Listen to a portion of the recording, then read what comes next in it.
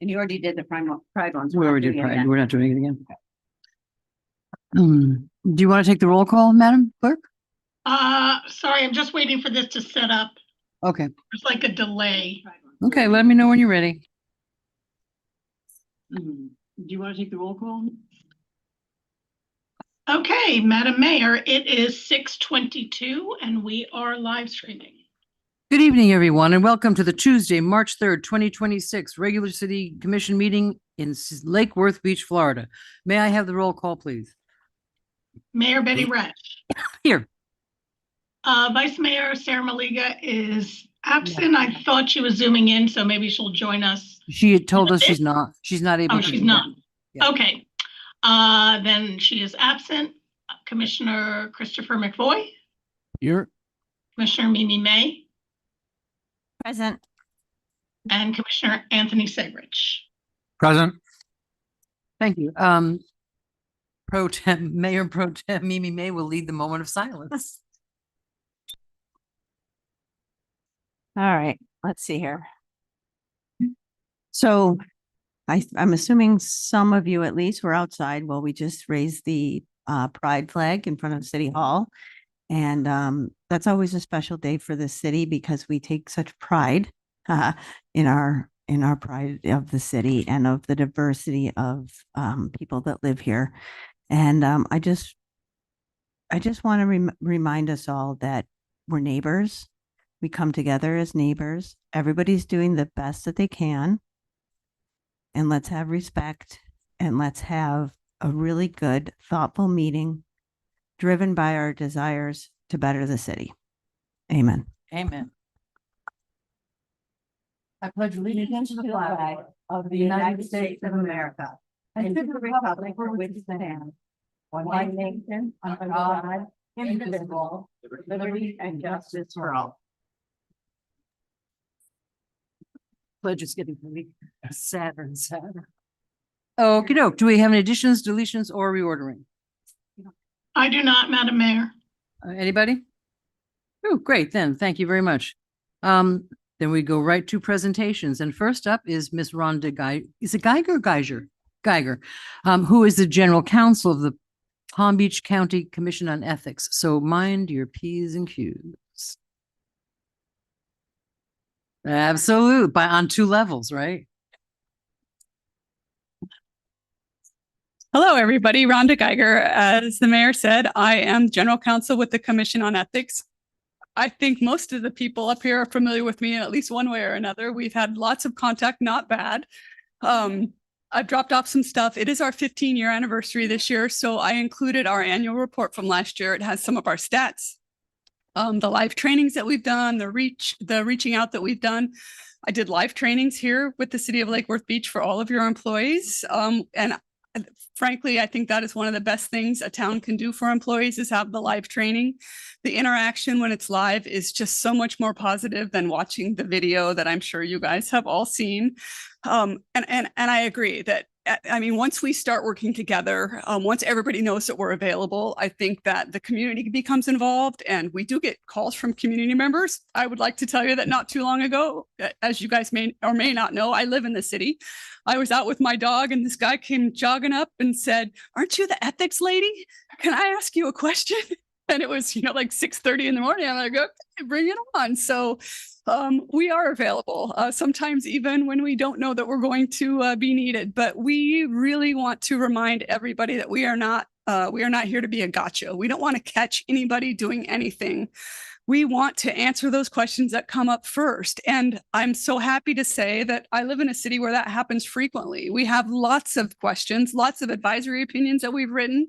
We've received complaints that people may or may not have been satisfied with the result, but hopefully they have a good understanding as to why we have moved forward in the way that we've moved forward.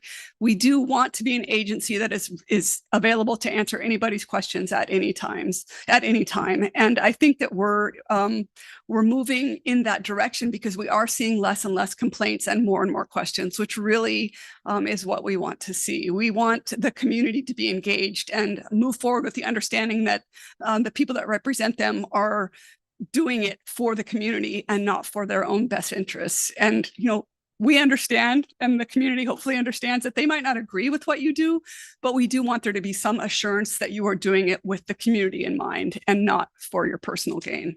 So with that said, Thank you. For anybody have any questions? No? Is Rodney Romano still on the ethics board? he is. And Rodney, former mayor of Lakewood Yep, Beach. he still is. Yep. In fact, he's being sworn in Thursday for his next term. Great. So, Please yep, give him our regards. I will. I'll The sure do city that. thanks him. Thank you very much. And I have a proclamation. Okay. I did them a little. Could you share your jogging route between 6 and 7? I sure can. It's along the golf course. So yeah, There you somewhere go. in there. Honestly, it's just a great community to live in. It feels very, I'm out very early and it's a great community. I mean, I We feel love very it. blessed to live here. We're very fortunate to have chosen such an amazing place to live. With all our bumps and hiccups, Yep. Agreed. we're still the best. Whereas ethics is a set of values that consistently guides our behavior and is applied to government is essential to the proper conduct and operation of the government. And whereas ethical values guide public officials to be independent and impartial so that their actions can be easily seen to encompass ethical behaviors consistent with established standards of conduct as they provide important governmental services. And whereas Palm Beach County was identified as a leader in ethics reform and received a national award for its focus on the importance of ethics and has implemented the Palm Beach County Code of Ethics through continued partnership and support of all municipalities that have adopted it countywide through referendums. And whereas on December 10th, 2010, the city of Lake Worth Beach adopted the Palm Beach County Code of Ethics and Commission on Ethics ordinances by referendum.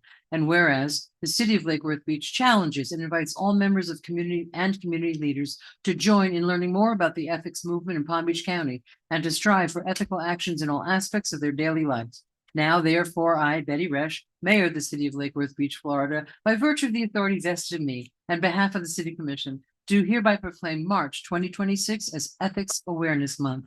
In witness whereof I have set my hand and caused the seal of the city of Lake Worth to be affixed. Thank you very much. Do you want a picture? Thank you. Yes, Let's I get a was picture. instructed to get a Bring me up and picture. down a little.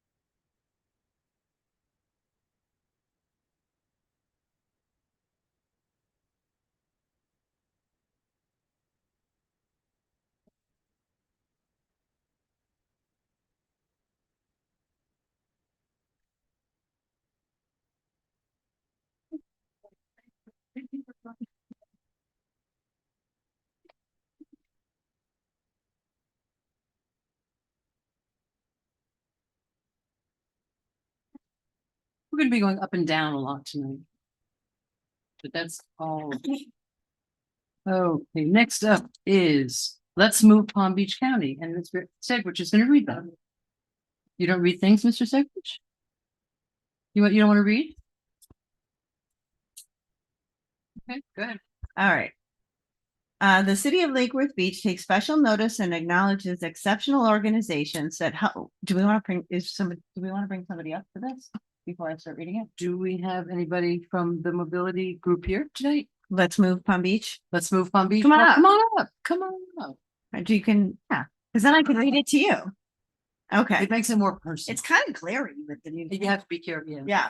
Okay, I'm going to start over. The city of Lake Worth Beach takes special notice and acknowledges exceptional organizations that help residents who live, work, and play within the jurisdiction. And in 2014, Digital Vibes became a nonprofit to reach out to underserved youth in Palm Beach County by empowering them through dance, fitness, technology, and the arts. And whereas Digital Vibes partners with the Palm Health Foundation annually to host the Let's Move Commit to Change Physical Activity Challenge, a countywide initiative that focuses on physical activity, nutrition, and healthy behaviors. And whereas Digital Vibes and Palm Health Foundation present the annual challenge, which takes place annually from March 1st to 31st, and encourages individuals within and beyond Palm Beach County to take charge of their health by participating in fun fitness exercises. And whereas the Let's Move initiative was originally introduced on a national level by First Lady Michelle Obama in 2010 with the goal of decreasing childhood obesity throughout the United States due to the fact that 1 in 3 children in the United States are overweight or obese.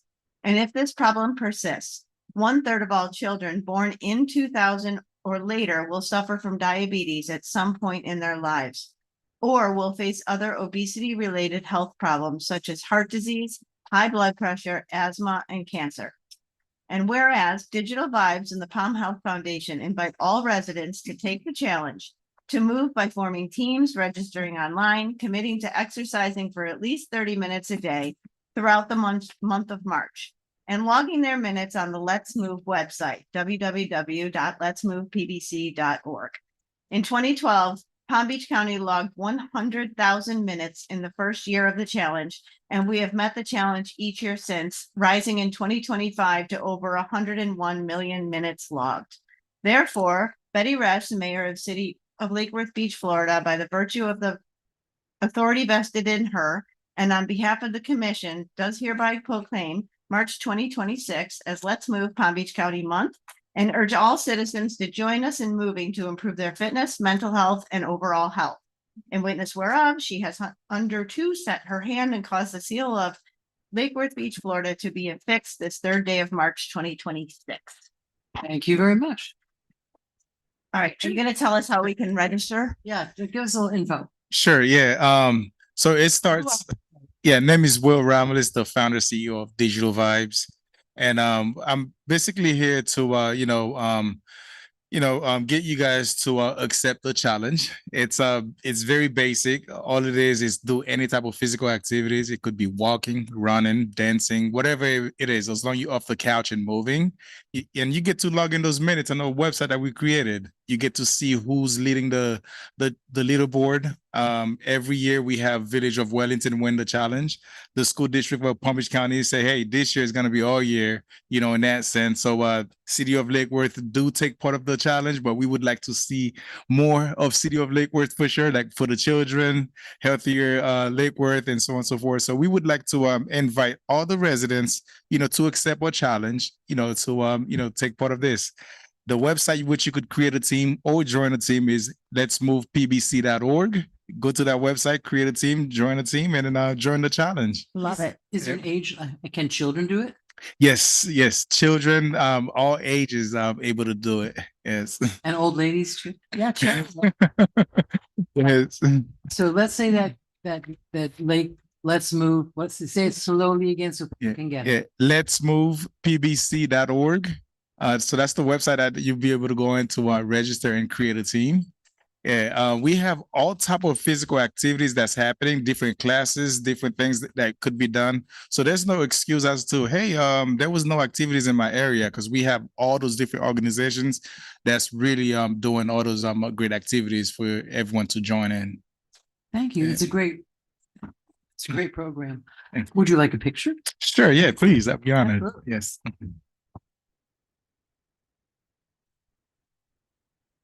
Does this count? Oh,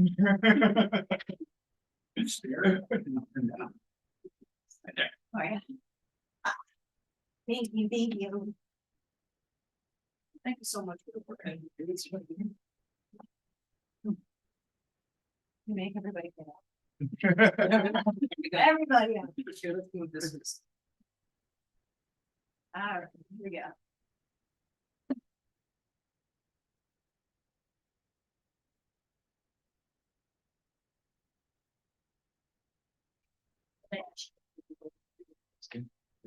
No, I just had to get with her because that is that. Oh, okay. You want to keep your phone? Yeah. Then you want to. We've done this,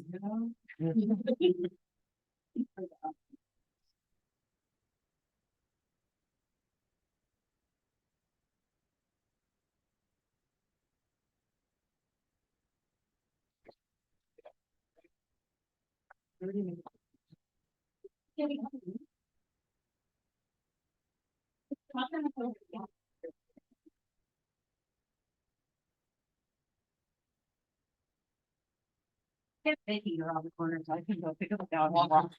Oh, Vicky, of course. Next up is a proclamation declaring March 26th as American Red Cross Month will be read by our own. Do you want to do it? So you have 2 feet, so I don't have 3. Yay, Sarah. Our Red Cross lady. Yes. Proclamation. Whereas in March, we celebrate American Red Cross Month by honoring our neighbors who make its humanitarian mission possible in Lake Worth Beach. Every day, their acts of kindness change lives, bring relief, comfort, and hope when help can't wait. This compassionate spirit runs deep in our community, just as it has for 145 years through the American Red Cross. And whereas committed to readiness, recovery, and long-term resilience, the American Red Cross supports communities across the Palm Beach and Treasure Coast chapter before, during, and after disasters.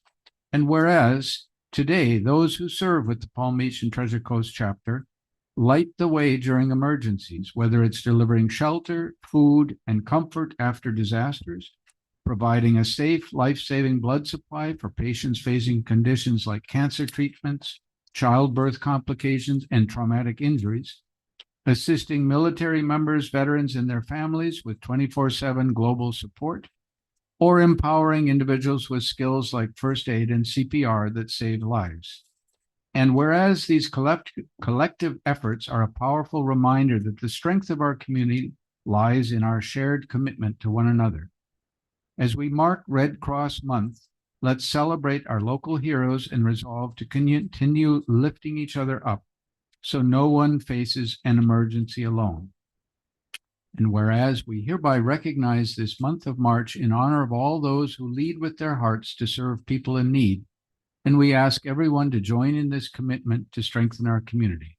Now, therefore, Betty Resch, Mayor of the City of Lake Worth Beach, Florida, by the virtue of the authority vested in her and on behalf of the City Commission, does hereby proclaim March 2026 as American Red Cross Month and encourages all citizens of Lake Worth Beach to reach out and support its humanitarian mission. In witness thereof, she has hereunto set her hand and caused the seal of the City of Lake Worth Beach, Florida, to be affixed this 3rd day of March 2026. And there it is. Thank you very much. Would you like to say something about the Red Cross? Absolutely. bet Thank you you. Well, good evening, Mayor and Commissioners, and also our distinguished guests in the audience. I am Chairman of the Board of American Red Cross for Palm Beach and Treasure Coast, serving my 2nd term. And I'd just like to thank each of you with our sincere gratitude for this proclamation, recognizing the American Red Cross. For the last 140 years, we've stood beside families in their most vulnerable moments, responding to home fires, hurricanes, floods, and supporting our military families, veterans, and blood donors who save lives every single day. Some of the most amazing things that we do here locally, we've worked with organizations such as the Guatemalan Mayan Center, other community advocates, so that we can serve our community using the voice that's required of the various communities that live here in Lake Worth Beach and beyond. In addition to that, we create a network. That's our goal, is to create a network, whether that's down from the citizen level, knowing your CPR, first aid, any of those types of training, all the way up to our reactions and interactions with the emergency management community within our cities and our counties. We're actually working with some local communities right now to help revamp their entire emergency management protocol. We'd welcome that with Lake Worth Beach as well. And then beyond that, all the way to our donors who actually fund the organization. The organization is a federally mandated organization that receives no federal dollars. So it is completely supported by companies and citizens all throughout the United States.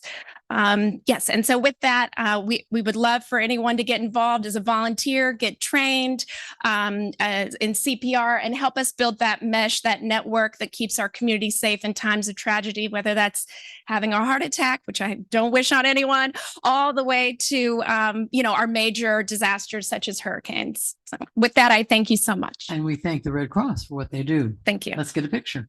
Yes. Okay. Sarah, Great. you didn't introduce yourself, your Oh. name. Your name. Oh, I apologize. I'm Sarah Martin. I'm a longtime resident of Lake Worth Beach since 2007 and chairman of the board for the American Red Cross.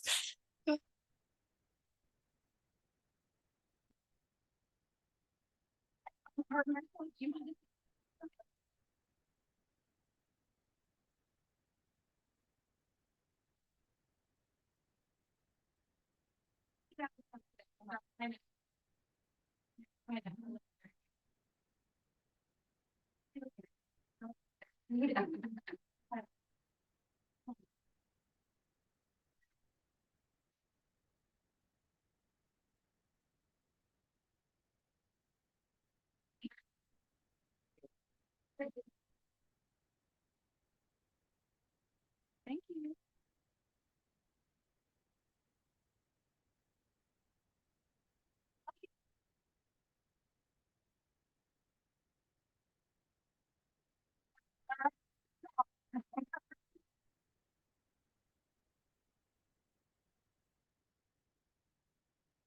Up next is I'm reading Anti-Racism Month.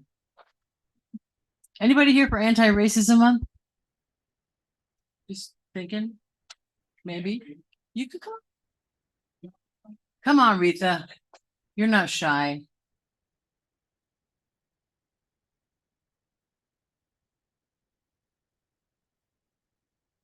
We just had a nice service at New Hope Church.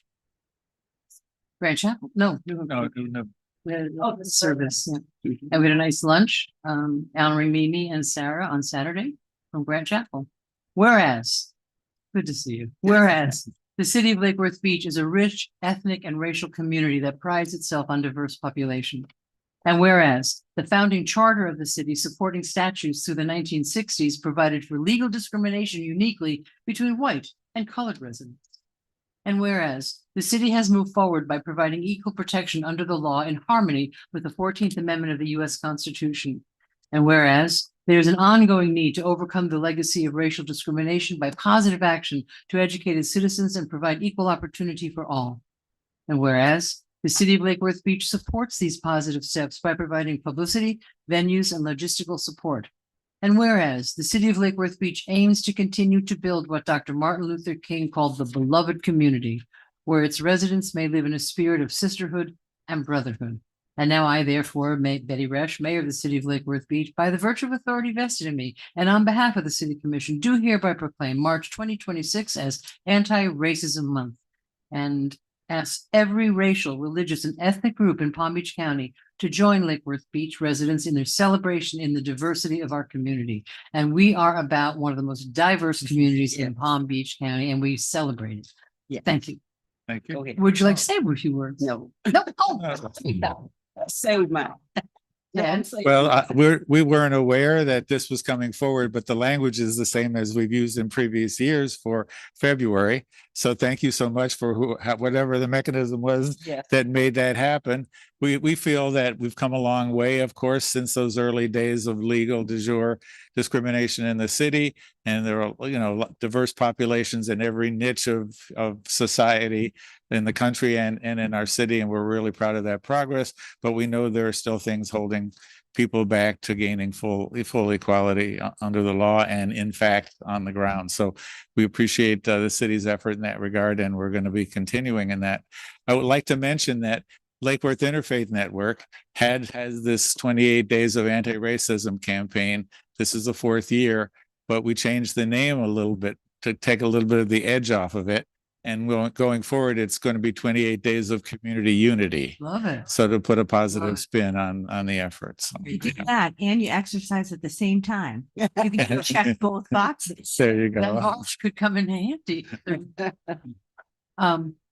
I want to thank you too, and from all of us, the work that Ted, that you do, that Rita. I mean, there's a large community working in our community That brings us to the forefront all the time, that we're constantly made aware of the fact that this is a struggle. We've made some strides. We've gotten rid of some bad language on our deeds. And right. Yes. And we did that as a team effort in 1990. So thank you very much for what you do. And thanks everybody in this city for choosing to live in a very diverse community and welcoming that. Thank you. Yeah, thank you. We want to thank all of you too. And one thing that I can say, I said we're going to say, is that we want to thank you too, because over the last, I've been here now about 48 years in this city. And I can truly say that our commissioners and our mayors, we have worked together over the last 20 some odd years, and they have really come in and we work together. I always say the city of Lake Worth Beach is a salad bowl, and we all get together and work together. And we thank you for that too. Thank you. Thank you. Let's have a picture.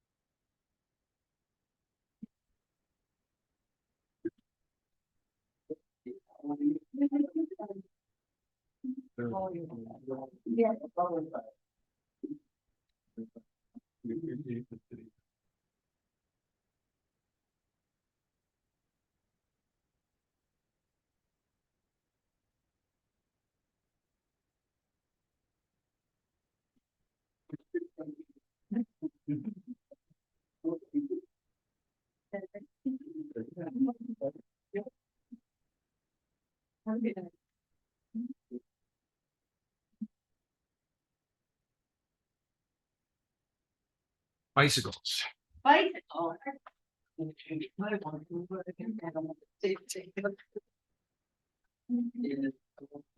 Okay, up next, Mr. McBoy is going to read another proclamation about bicycles.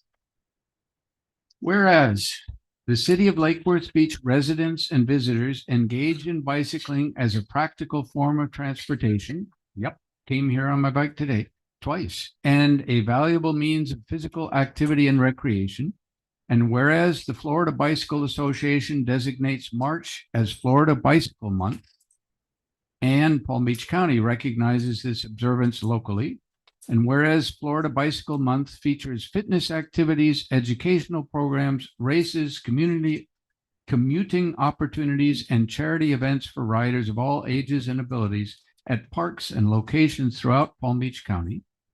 And whereas recognition of Florida Bicycle Month raises awareness of bicycling and promotes physical activity, healthy lifestyles, and bicycling as a viable transportation option.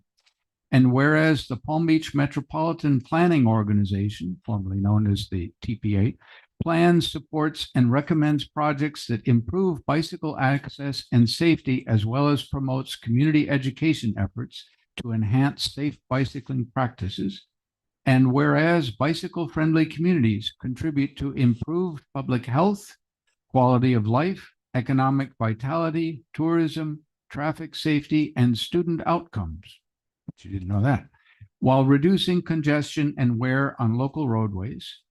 And whereas electric bicycles are an increasingly popular mode of transportation, Palm Beach County encourages all road users to share the roadway responsibly and encourages organizations to promote safety through education and training.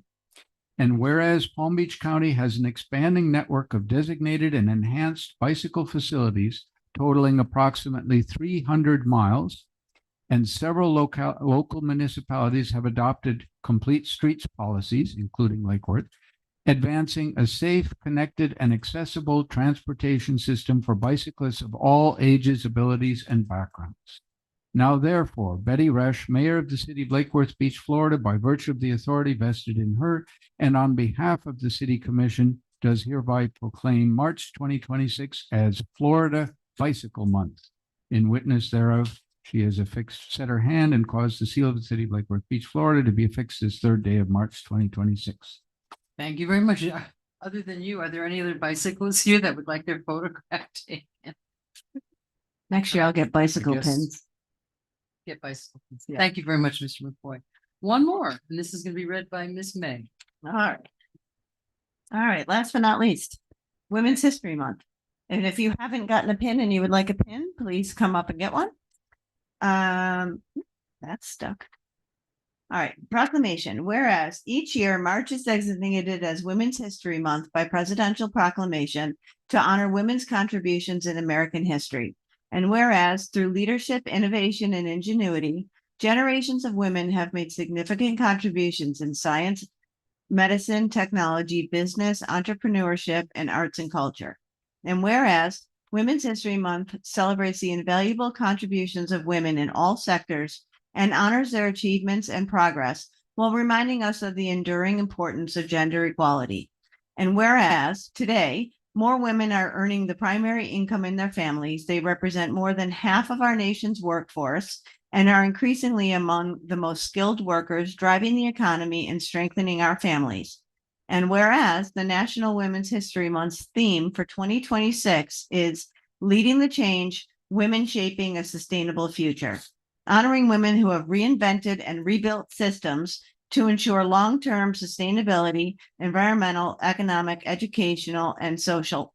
And whereas women from all backgrounds have been pioneering leaders at the forefront of important movements for social change and have spearheaded the achievement of their own suffrage and equal opportunity rights in the abolitionist, emancipation, industrial labor, civil rights, and peace movements, creating a more just and equitable society for all. And whereas, despite their contributions, the role of women in history has been ignored or undervalued in literature, education, and culture. And whereas this month we celebrate countless pioneering women and the victories, and we continue our work to build a society where our daughters have the same possibilities as our sons. Now, therefore, Betty Rush, Mayor of the City of Lake Worth Beach, by the virtue of the authority vested in her and on behalf of the City Commission, does hereby proclaim March 2026 as Women's History Month. I think we should get a picture of all the women in the room. I think so too. What do you guys think? Everybody get up. Come on up. All right. Girl power. Yes, you say it here.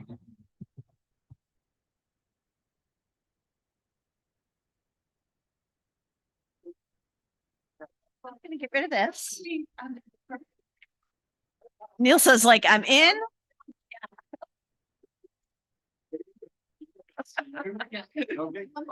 I Michelle, you must know, I tell you.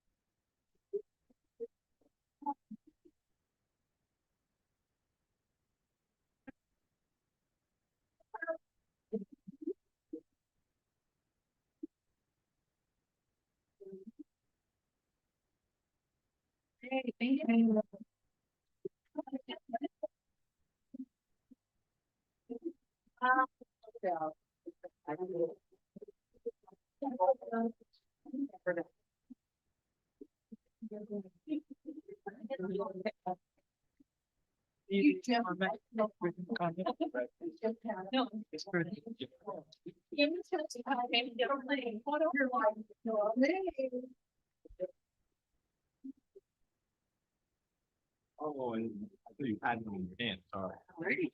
Yeah, that was such that's a lot of proclamations. But that's what we're doing. Yeah.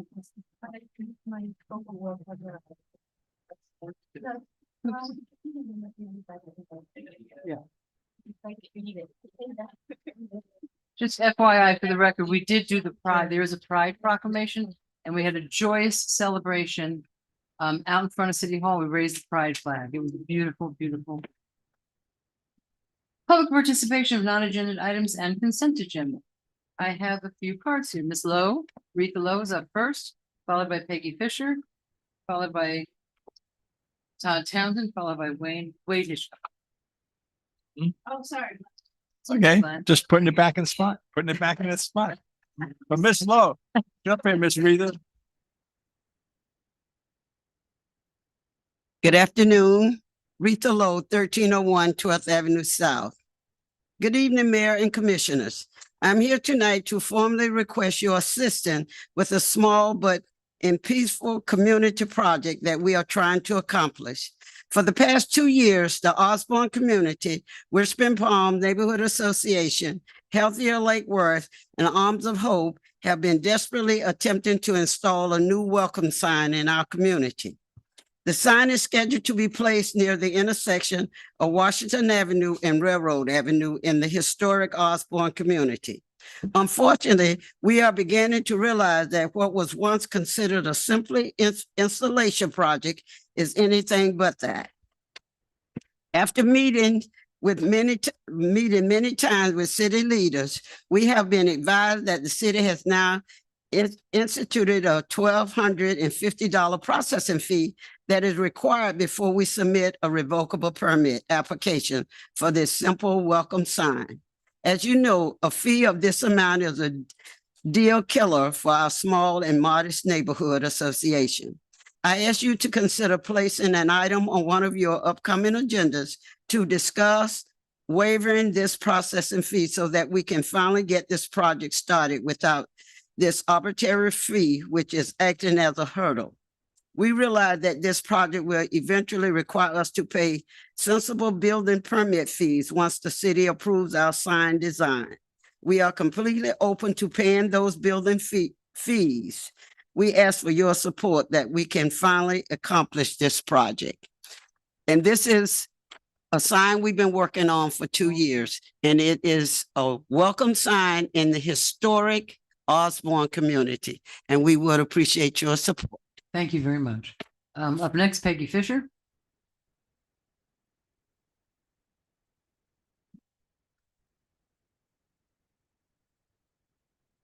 Peggy Fisher, 508 North A Street. I'm here about trash. This is a picture of a dumpster sitting on the street, overflowing as it is almost every week, without any contact with the business who has rented this, saying they need to get a bigger dumpster. Clearly, the truck would have trouble getting everything in the dumpster, in the truck.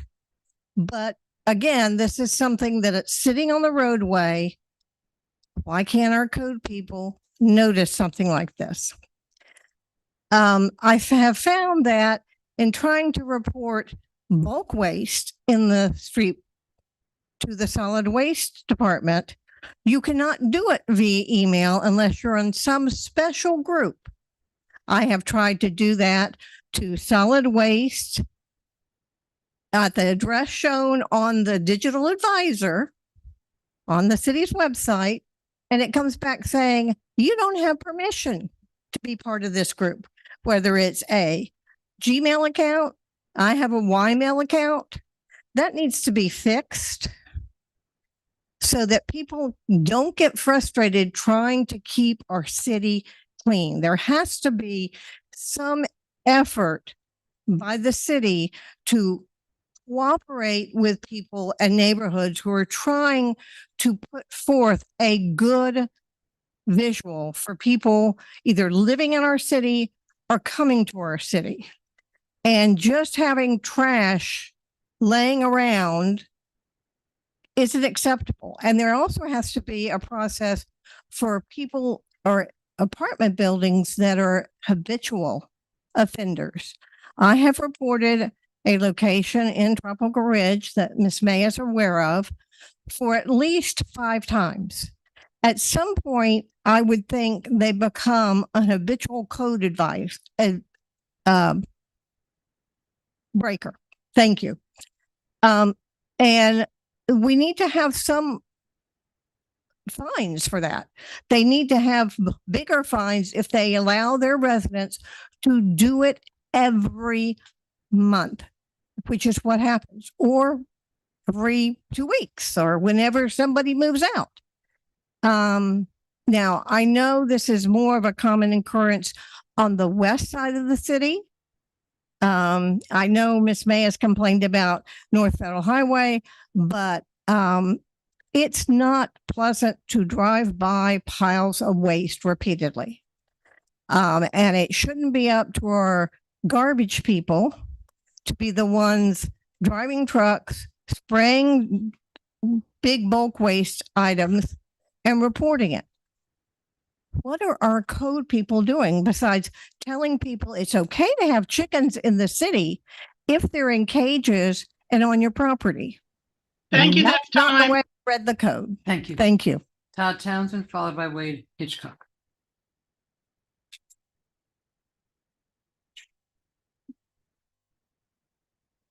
What's this? Nothing. You already have a card. That's for the upcoming, when we get to new business. So that I don't have to keep running back and forth, so that I could just do all that at once. One trip. Back up. I'll come back up. No problem. It works for me. Okay. Hi, Todd Townsend, 502 South J Street. Just wanted to let people know, I was sitting at the square the other day drinking the organic rocket fuel, otherwise known as colada, at the square. Everybody does that, right? I met these two guys interested in the annex building. They liked the Wiener downtown high-rise building deal and thought that it could pertain to them as well. They said that if we give them the building, they would replace the roof and refurbish the interior and do something for the public. They said that the 10 parking spaces the building has, along with the fact that they would cut down the 2 banyan trees on the right hand on the north side of the building, which would give them another 5 spaces, and then take the lawn area on the south side of the building, which would give them another 5 spaces for a total of 20 immediate spaces to the building. They also said they would like another 25 spaces set aside for the building in the new garage. They said that they would not want the 25 spaces in the garage to be any of the compact spaces, as less than half the cars on the road are compact spaces. Furthermore, they said they would fence off the property so that there would be no honey buckets or trucks in their parking area during street painting festival. Insurance purposes, you understand. So just want to know, are you people down with this? Because, you know, I've been talking to these guys and I stand to make a bundle on this deal. And so I would just like to see if, you know, we can go ahead and do that. Can we work with that? Can we do that? Let's just blow it all, right? And just real quick, I just wanted to let you know, since you don't get out, that we have now 4 dumpsters floating around in front of the Bohemian CRA building, just floating around out there. No hiding them, and they're all right by the front door. I mean, you know, other people get in trouble for having their trash cans sitting out where people can see them, but not the CRA. Thank you. Thank you. So let me know about that Thank deal. you, Wade Hitchcock. Yeah, boy.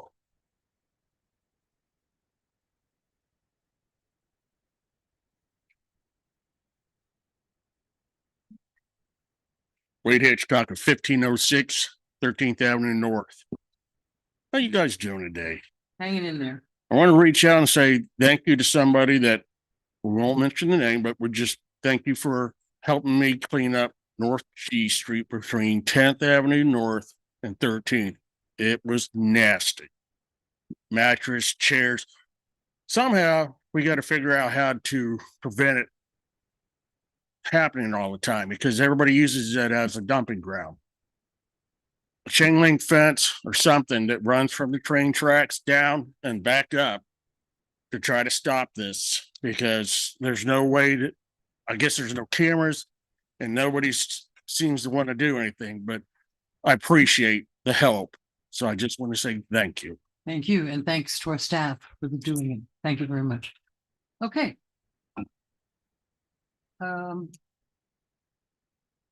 Approval of the minutes. Motion to approve the minutes. So second. Do I have a second? Second. All in favor? Aye. Consent agenda. Do I have a motion? Motion to approve. Do I have a second? Second. All in favor? Aye. Thank you very much. New business memorandum of understanding with Palm Beach County for the county's low-income home energy assistance program. Do I have a motion? Motion to approve. Do I have a second? Second, Okay, is there any conversation about it? We have Could one. somebody give us a real short summary of what it is for the viewing public? Mr. Brown? This is Palm Beach County Low Income Housing Energy Assistance Program. Correct. So this is the it's called the CAC. I was hoping Mr. Liberty would be around since he would be the expert since this is energy related. On this. This is an ongoing program. And this is basically just an MOU, an updated MOU. Here he is. That's Glenn. that's not- Glenn. That's not my. Please. Yes. No, we didn't need you. We You were needed that. mistakenly identified as the director of our. thought you were electric Ed. utility. Oh, please. You cut me to the quick. No, you're running the electric utility as of today. And we do have one public comment. Madam Clerk, do you have any public comments for this agenda item? I do not. So I actually reached out to Palm Beach County about this. I sent them the staff report for them to look over, and they said it looks great, but I revised it thanks to Donna in customer service. So this MOU is just changing how the city gets paid. So they were paid by the county, and now there's a new program, and we would be paid by the program rather than the county. That's right. really the only change. Thank you very much. We have Ramsey McLeod has a comment. Support and invited.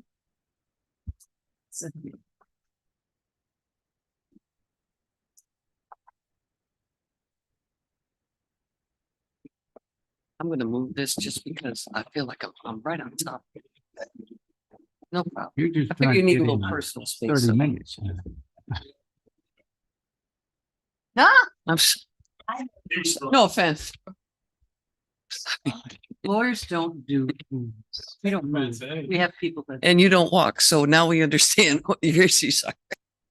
came to our desk. Ramsey McLeod, 24 South C Street. Under the background and justification, the second sentence reads, LIHEAP requires a community action program, CAP, to have an MOU or an MOA with a local energy to provide that. And here we are, another example of terminology being used in backup documentation that is not defined. The only term that's defined in this is MOU, but MOA is listed, but never defined in the backup documentation or in the actual agreement, the amendment that's listed. So again, if staff could just be complete when they're providing information, it would be very helpful. Or when we submit, like I submitted my issue with the complaint form online that we couldn't use any email address we had. That was the beginning of December. We're back in March now, the beginning, and no update has been provided. And every time a citizen comes up with something, you won't answer our questions, but we pose them to staff and we don't get answers. And this is very frustrating for civilians or members here in the city when we have concerns about items that are presented. The backup documentation never just clarified. It doesn't get clarified at the next commission meeting by staff. We never get answers. It's just becoming more frustrating as we move on. Thank you. Thank you. What's MOA? Memorandum of, Agreement. So you have the memorandum of understanding, or it says, it does say or there, Yeah. but it should say memorandum of Yeah, agreement memorandum as of well. agreement. So Understanding or agreement? yeah. correct. I hope that answers the question. Um, And you can always email us before the Yeah. meeting. We can find out. we have a motion and a second. All in favor? Aye. Aye. Aye. Okay. Moving on. Where are we? Okay. Commission liaison reports and comments. Let's start with Ms. May tonight. Okay. I would like to, let's see, I'm gonna start off by thanking the Osborne community and the Grant Chapel specifically for hosting a lovely event on Saturday morning at the Osborne Community Center, where they honored unsung heroes from across the city.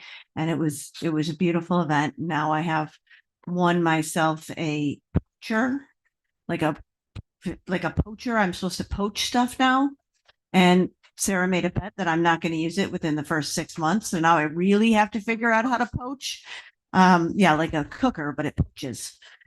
We'll I guess see. you're very familiar with the terminology. Yes, yes. So I will figure it out, but it was a great event. It was so nice to see the community come together. Retha, we missed you. You were honored Yeah. and we didn't get to give you your award. So thank you. That was lovely. And then I was speaking with College Park, Neighborhood Association last night, and I mentioned what a lovely facility it is, and that, you know, it doesn't have to just be used in the Osborne community, that it's one of our beautiful facilities in Lake Worth Beach. It is available for a rental for any event. It has a kitchen and it's a wonderful, wonderful place to meet. It's got plenty of parking, and first of all, it's like my favorite neighborhood, so I like to go there, but I think other people may not even know that it exists, and it is one of our gems.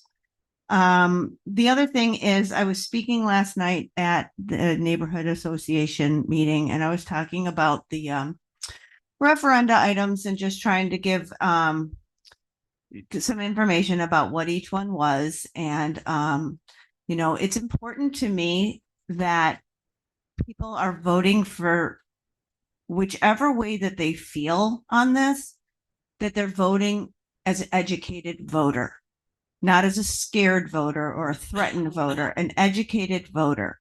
And I think that's really important. That I saw on Facebook today, a really good explanation of the pros and the cons of these amendments. And I may honestly ask the author of that if I can share that on my commissioner page. It was really balanced and it really explained both sides.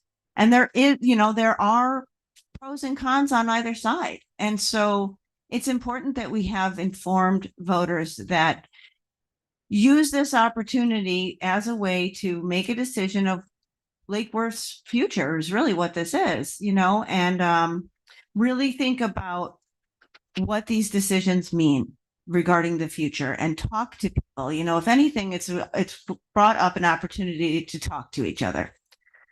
Hopefully we can do it with a little bit more class, but to talk to each other.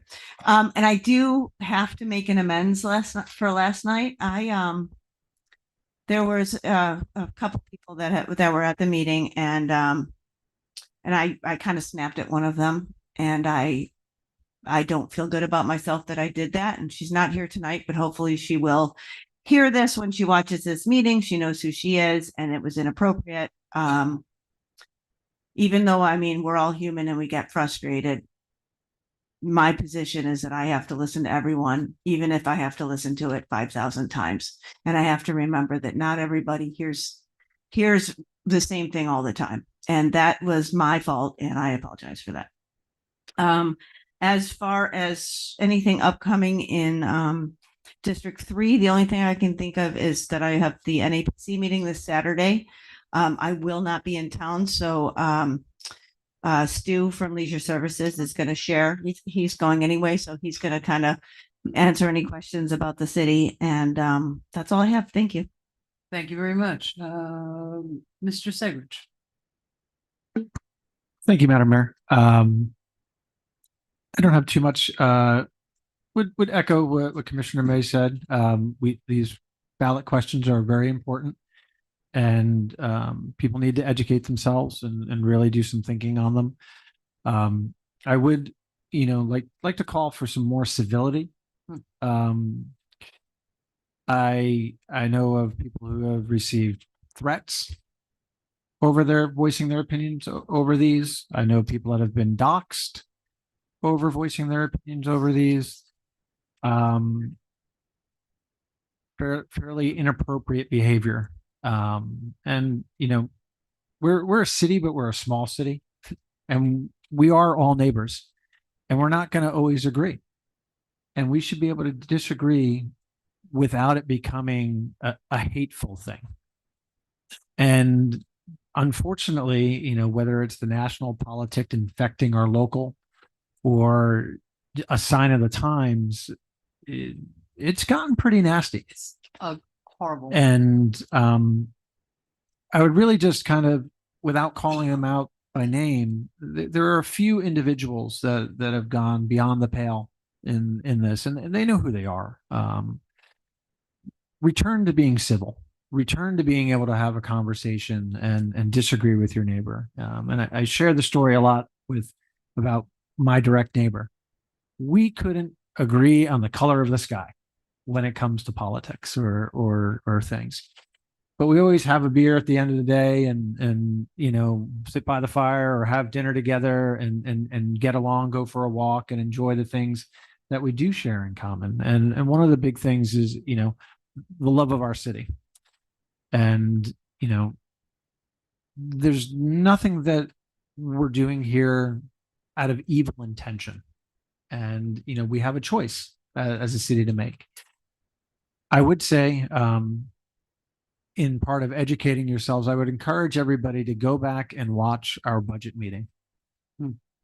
There were several things brought in there, and there are some very real dangers to the finances of our city. There are several House bills going through our Florida legislature that, if they are to pass, one of them dealing with property taxes could mean a negative $8 million a year line item on our budget. Basically, we wouldn't be collecting that much. And that has to do with our ad valorem taxes, as well as the MSTU that pays for Palm Beach County Fire.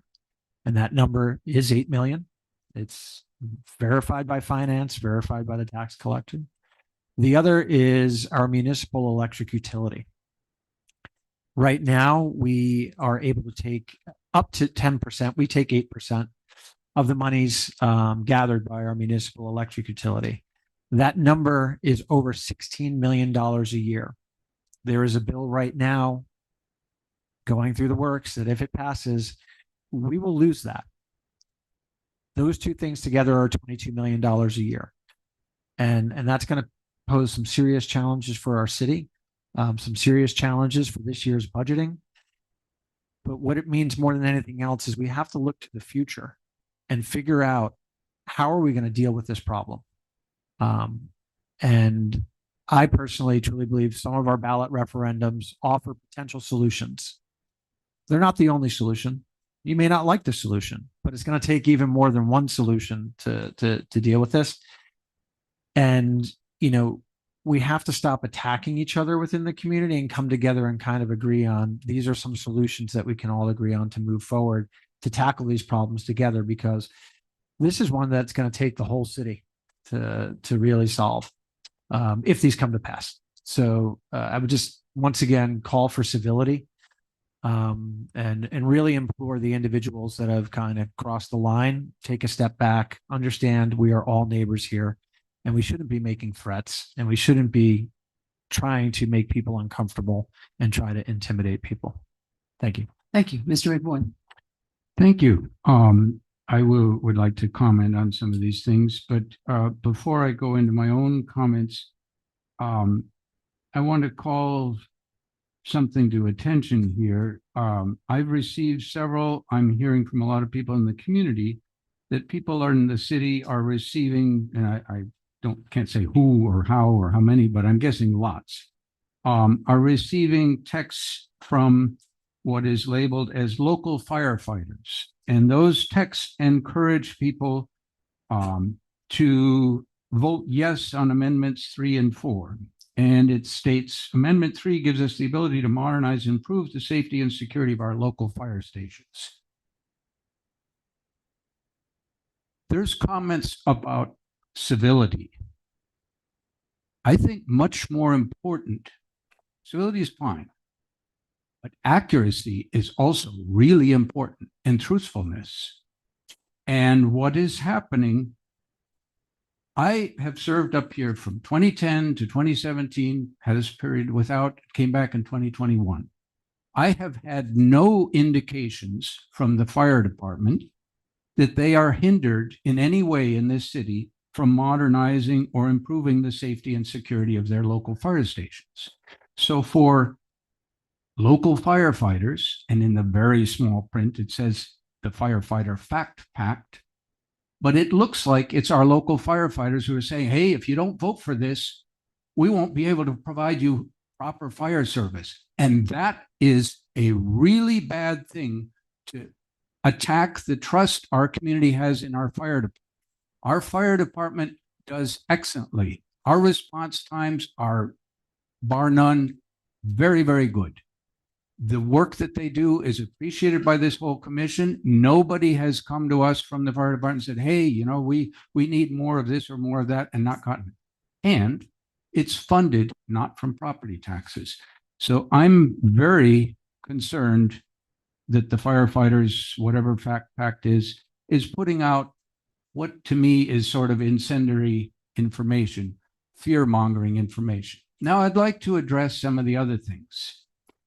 The crux of Amendment 2 and 3 is how should we as a community civilly approve big projects that happen or could potentially happen on publicly owned land?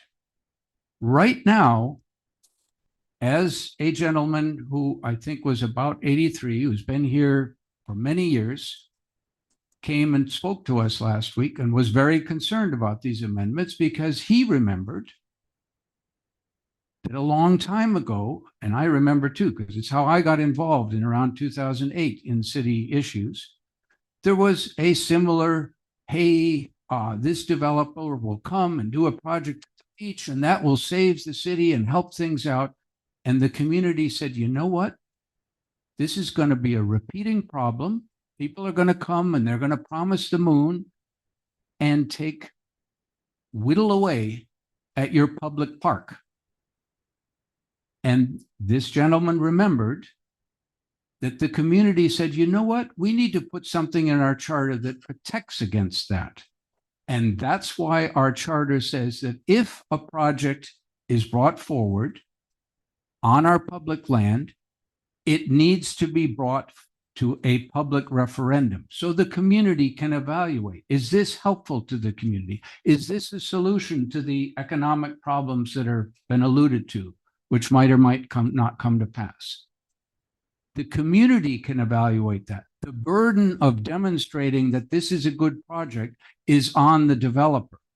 And you can at that point ask the developer for a written guarantee of how much money is this really going to put into the coffers of the city? Because guaranteed, believe me, no developer is coming to town with a project that is going to put anything like 20 million to make up the whole of property tax or make up the whole of the electric franchise fee or anything else. You might get a couple $100,000 out of it. You might get $1 million, but at least if it comes to a public vote, you can get the developer to put that in writing. The alternative that's been proposed by this commission and that may have occasioned some of the perhaps not so civil feelings, because it looks like a power grab, is that if you are an enterprising developer, you start working a little bit in advance and you work on getting your commissioners hired and put in place in the commission. And now all you have to do, if this amendment passes, is get 3 commissioners on here who say your project is swell, and boom, it's in. Public land belonging to all of us gets a 99-year lease.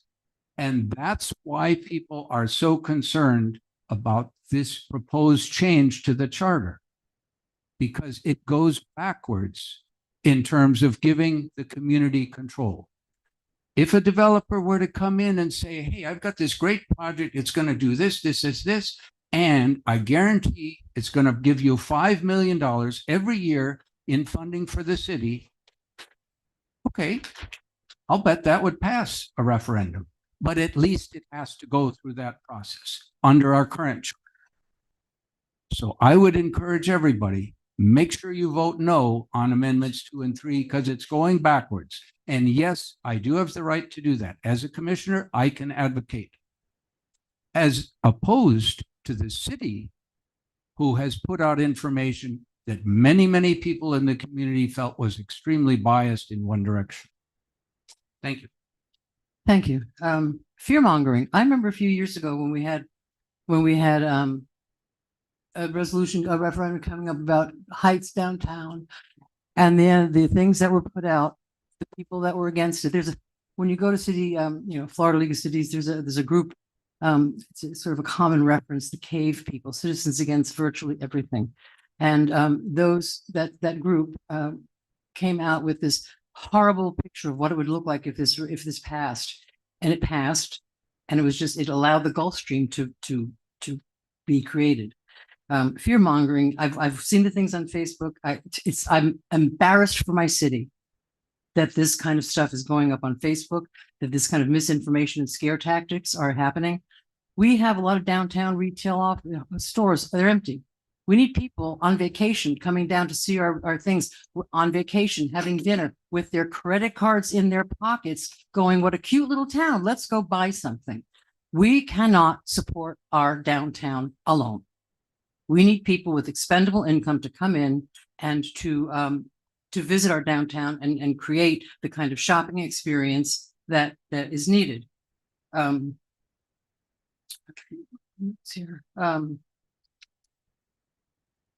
So I understand, like Mimi said, there are pros and cons to everything, but we can't just sit and let this city rot. And all I've ever heard from the folks that are opposed to this is, well, there's an intimation that we're crooked, like all developers are bad. Millionaires are bad. People that do creative projects are evil and bad and just money grubbing. Well, nobody's going to do it if there's no profit involved. So we can sit and we can have our staff get a 3% raise every year, and we can pay the rising costs of every thing that we have to buy, just like you have to buy, and not have the income to do it. And I'm going to scare you on, no, we don't do that. A little update on the legislation. Apparently the electric utility bill has passed. I believe so. I'm getting updates. I'll get more updates tomorrow. There's a few other things that the legislature is doing. They are going to apparently, they're working on, we don't know what's going to happen, but they're working on that. Even in a single family district, we can put an ADU. Essentially every year, they're taking away the power that the cities have over how we govern our towns. It's called home rule, and it's being eroded every year.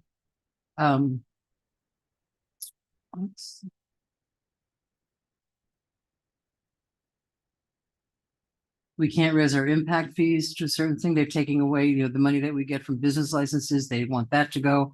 I joked about it on TV once, and it's coming back. I've heard it backdoor that they admit that there's no plan to get these funds from anyone.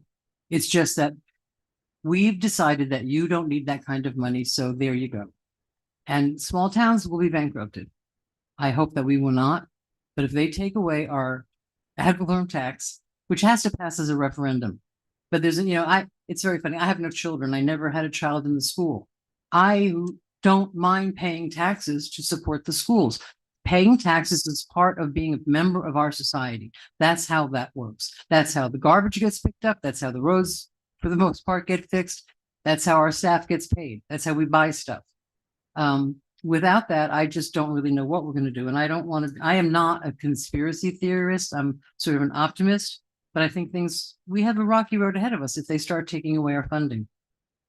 Boynton Beach has started laying off their staff in preparation for The this. county's going to raise their taxes as high as it goes. Yep. We can't because they already are. Right.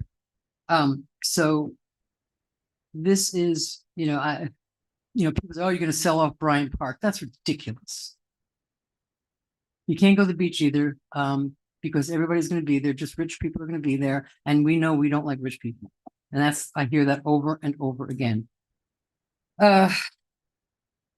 So we would love, I think every one of us would love to be able to not have another development, but we are the ones up here that are facing the reality. It's very easy to sit in your computer at home and complain and bitch about, and in time that we are on the take. No one has ever offered me anything. And I don't think anyone is. And I think it was disgusting that one of our own commissioners made the reference that, well, maybe we are on the take, Mr. McBoy. That was the lowest you've gotten. So it's hard. It's a hard decision.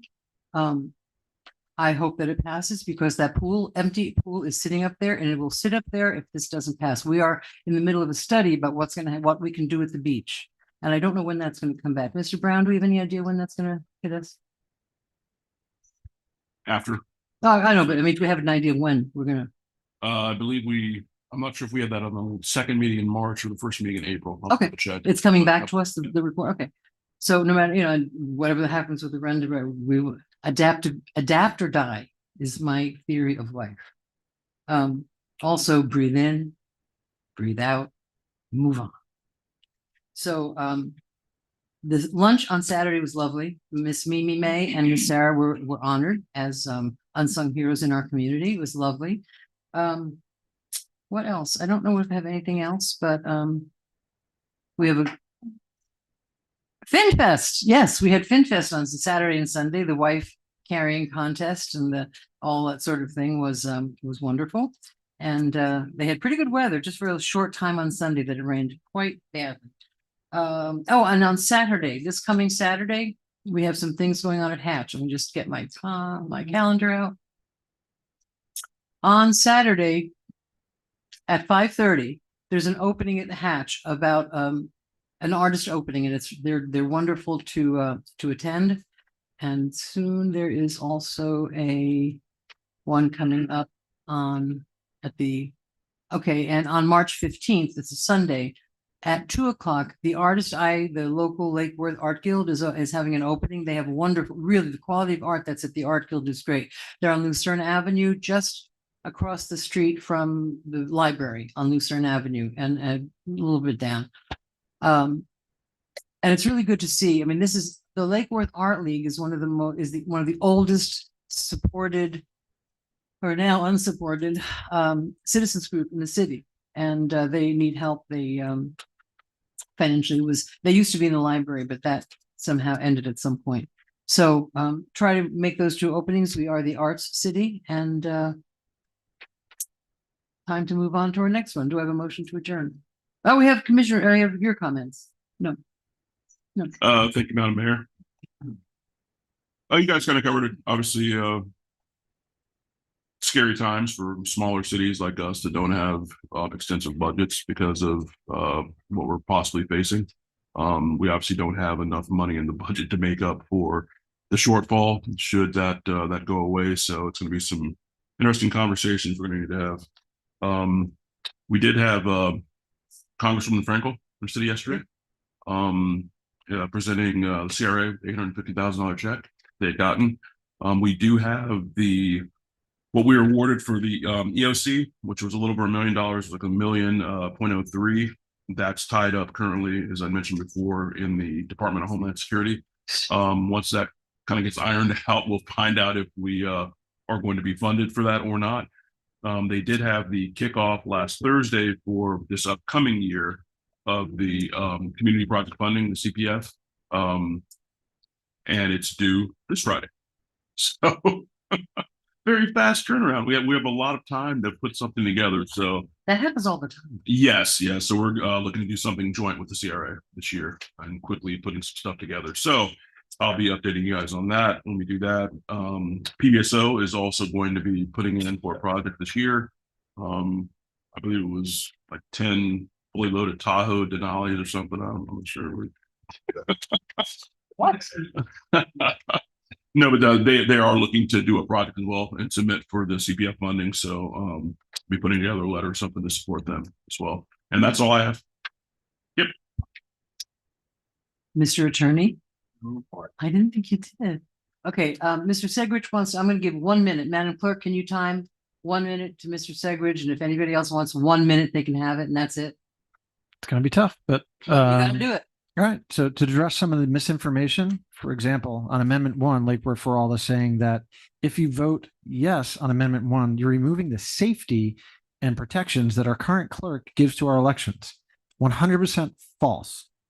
Nothing is changing with how our clerk does our elections.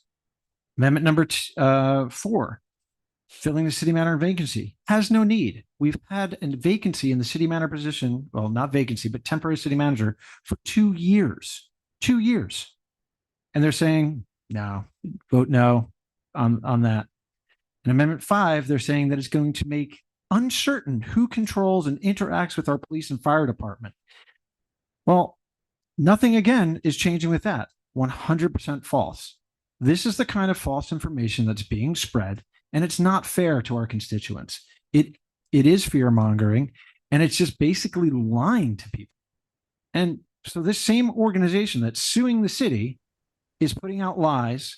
By the way, up until yesterday, they weren't even a political action committee.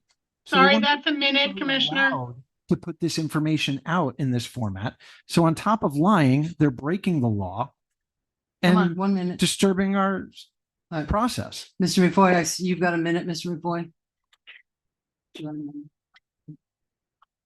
I personally don't have super strong feelings about the amendments other than 2 and 3. I'm absolutely clear, vote no on 2 and 3. I think the concerns that one might want to think about and that might relate to some of these civility comments. I don't follow Facebook that closely, so I don't know what's going on there. I don't know what exactly is referred to. Threats But against families. but what I think maybe motivates some of the community concern is many people came to this commission repeatedly and said, don't mess with your charter easily. Form a charter review committee like we did the last time. Have them meet for maybe a year. Have them have public meetings. Have them have an opportunity for the public to come. Have an opportunity for the charter review committee to research other cities and look through and see whether there might be some unintended consequences to some of these things instead of ramming it through with none of that. None of these things arose from public saying, hey, you know, we really need to change this or we really need to. It didn't come out that way. It came from Thank this. you. That's a minute, Commissioner. That's why. Okay, I'm gonna take, some of it. earlier in my comments, I mentioned the CAVE people, CAV, Citizens Against Virtually Everything. Vote no on every amendment. There you go. Thank you very much. Okay. You have nothing, so motion, do I have a motion? Motion to adjourn. Do I have a second? Second. All in favor? Aye. We're gonna take a quick comfort break before we start the other thing. The other thing. The other thing.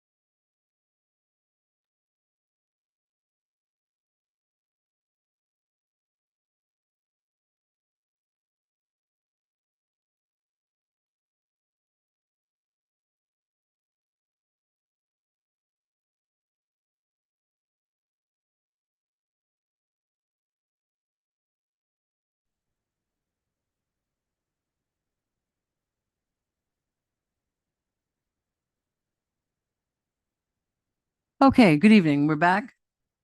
Madam Mayor, it is 7:50 and we are ready to start the special meeting. Great, thank you very much. Roll call Mayor Betty Resch, here. Vice Mayor Sarah Maliga is absent. Commissioner Christopher McFoy, Is here. Commissioner Mimi May, Present. Commissioner Anthony Segrich. Present. Thank you very much. There's been a request, and I think it's a good one, to take new business A, authorizing the second budget amendment to the fiscal year 26 operating and capital budget, moving it to do that first so that we can get, that should be a fairly short thing. Mr. Segrich, did you want to talk about that? Yeah, I think we'd have to move B, unfinished B, and then do new business A because they're tied to each other. That's correct. Well, new business, right? Start with new business. Well, let's start. You have to start with unfinished B and then move to new business A, then go to unfinished A. What? New business A is the appropriations for unfinished B. So we need to talk about B first before we do A. B unfinished business or B Yeah. new business. B unfinished, and then A new business. They're tied together. Okay. Because I don't know, would you, the resolution? Well, I'll make the motion. Go, make the Okay. motion. Could I Um, comment before we do that? Well, let me make the motion and then you can decide if you want to or not. Okay. I'd like to make a motion to reorder the agenda so that we do unfinished business B first, then new business A, followed by unfinished business A. Second. Okay, let me just, give me 1 second. But B, and I'm sorry, I apologize, but I wasn't ready for this. B is the Chenmore Associates design. Madam Mayor. Right. Mr. Brown? So if you guys approve unfinished business item B, Yeah. then A is the companion item to that. That would actually be allocating the funds to pay for what you just approved on B. So if you didn't approve unfinished B, then there's no need to have new business A. They're companion items. Okay. Oh, it's never simple.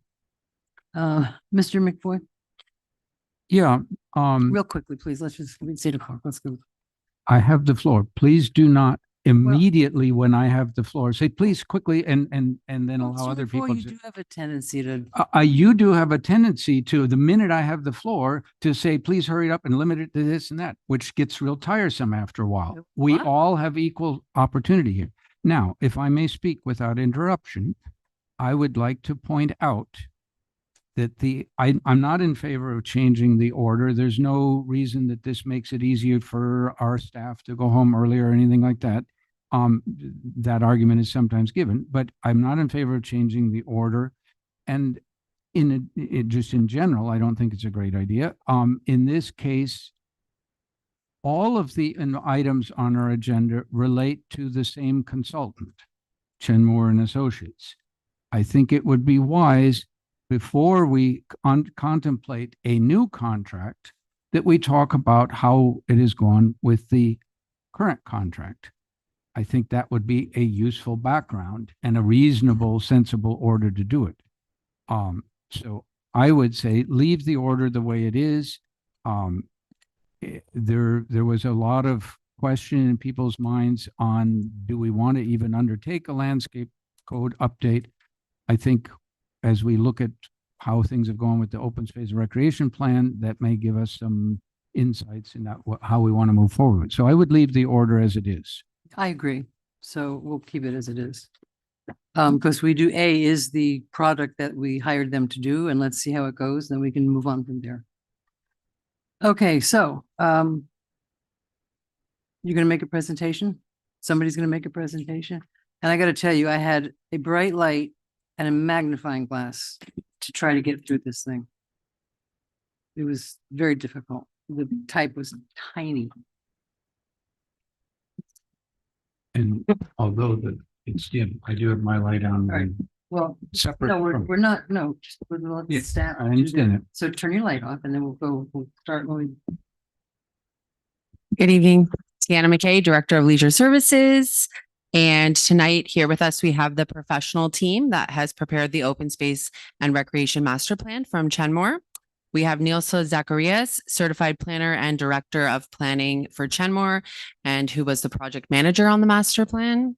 And we also have Lance Lilly, Certified Planner and Senior Planner with Chenmore, and was the lead planner on the project.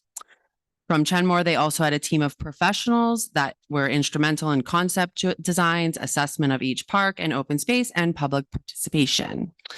They will also be addressing some of the questions that came up at the pre-agenda and census follow-up throughout the night. So we welcome them, and I will turn it over to them. Thank you.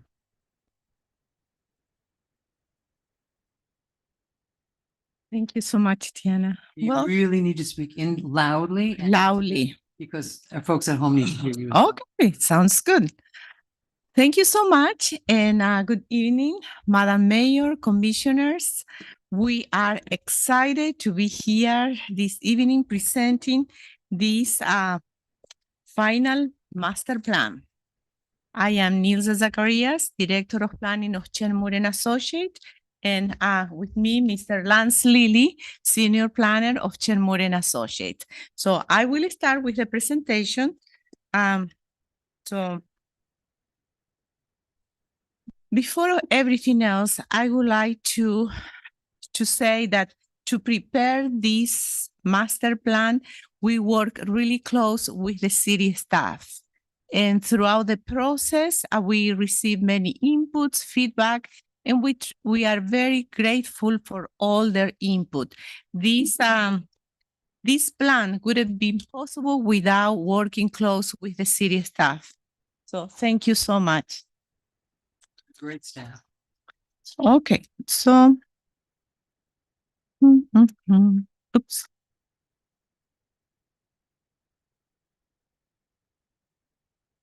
This is just a quick background with regard to how and why did we started this. So back in January 2024, the City Commission approved the scope and budget for preparing this master plan. Through the years 2024 and 2025, we have several meetings with the different boards, and here we are tonight for this approval. So. Oops. Can you go back one? Yes. Yeah. Just. There we go. Today's March 3rd, not February 3rd. Just if you want to update that slide. Yes. Not a Probably problem. originally going to be February. That was, yes, thank you. Thank you so much.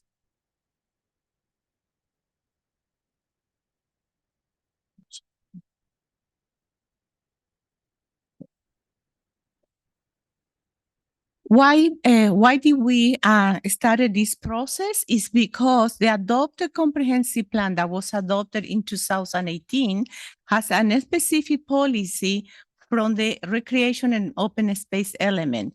The city shall encourage the preparation of a master plan for recreation and open space to assess existing facilities, future needs, and proposed programs.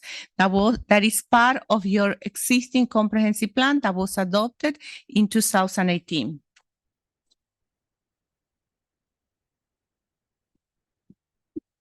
What is the goal, or what was the goal of this master plan? The main goal is that to serve as a roadmap for future improvements to city recreational program and facilities. And how do we accomplish this? It was imperative, it was extremely important to base this master plan on the residents, on the stakeholders' input. It's based on the feedback of the community.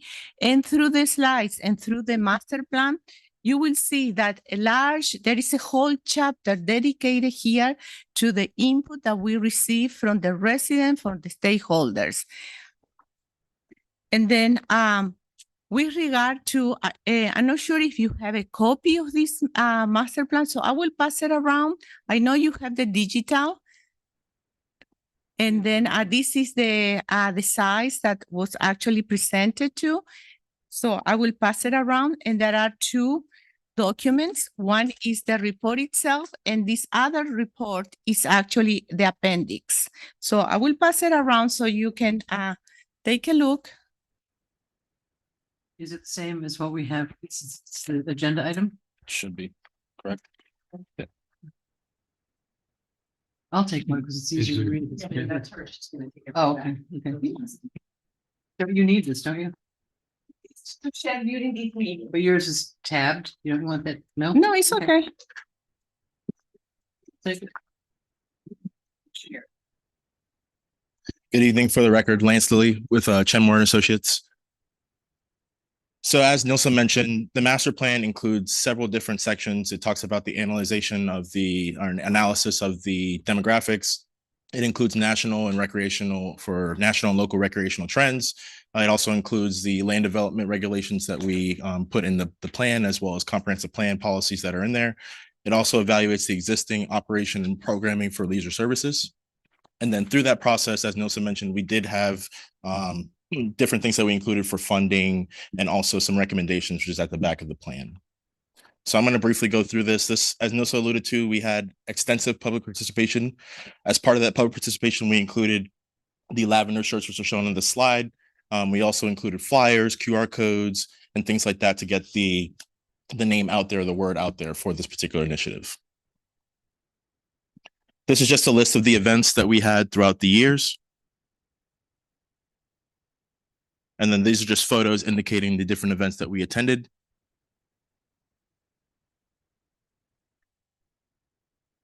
And through that process, we had a survey that was distributed to the residents at the various events. In that process, we came up with almost about 450 surveys that was both physical and online. And through that, we came up with the concepts with that survey, as well as with the open houses that some of this commission actually attended. And I will show that briefly. These are just a quick analysis of how we analyzed the survey results. And then as Nilsa alluded to, this was how we came through the stakeholder meetings. So we met with your city staff. We also met with this commission. We toured different facilities for leisure services that we can get firsthand results and understanding of what's going on with the facilities as is. We met with the NAPC, the library. And this is just a photo demonstrating our meetings with the staff. In the process, we also included a tree analysis and tree canopy. We surveyed over 6,000 city-owned property or trees within city-owned properties. And it also showed the native versus non-native, invasive, and then category 2 invasive. We also analyzed the 33 parks that are shown on the map on the right-hand side. We categorized them as neighborhood, community, as well as greenways. And we did that through site visits and also using the National Recreation and Parks Association 3 pillars, which I will show you here shortly. So this is just an example of how we kind of showed our when it came down to each one of these parks. We showed the location of where the park was located, how it was indicated on the map, also the type of park, the acreage, and then the amenities. The rating system for each one of them. So essentially when our team went out there, we analyzed whether or not the playground was good, meaning it would be a 3, or if something was not well kept or whatnot, such as like trash, for example, it'd be a 1. And then also on the right-hand side, you see the NRPA 3 pillars, which just mentions about conservation, social equity, and then also health and wellness. And NRPA stands for? National Parks and Recreation Association. And then, as I mentioned, we had design open houses with the 2 communities that were adjacent to the parks that we were discussing. One of them was Bryant Park. The other park was Northwest Ballfields. So we actually met at the Haitian Peniel Baptist Church, which that was done in October 2024. And then we also met up the road here at Compass with the Bryant Park neighborhood, as well as downtown Jewel. And then we asked them various questions and kind of had like a charrette style meeting with them to get firsthand opinions. And we did drawings and whatnot with them to get firsthand input. This was the flyer that was distributed to get the word out.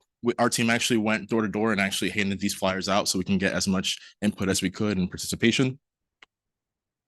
This is just a collage of the meeting itself. We had pretty good attendance, and actually Commissioner McVoy, you're in attendance at that meeting. And then Bryant Park, this was the same thing. We had another flyer that was related to Bryant Park. I know the mayor was at this meeting, especially because her neighborhood was involved in this. These are examples of collages similar to Northwest Ballfields. And then utilizing these input that we received, we came up with conceptual designs. The conceptual designs, as I think was mentioned in a previous meeting, they are conceptual designs. They are more so a tool for the city to use in the future. I do have a slide that will touch base on that very shortly. But for Northwest Ballfields, for example, we actually did that in a 3-phase approach. The first approach was 0 to 5 years. Then phase 2 was 6 to 10 years. And then phase 3 was 10 years or more. And then Bryant Park was just one essential phase. And this is just a diagram indicating what the conceptual design was for the first phase. I'll go briefly on it just because I know that we've gone over this pretty extensively. The Manzo Field remains as is.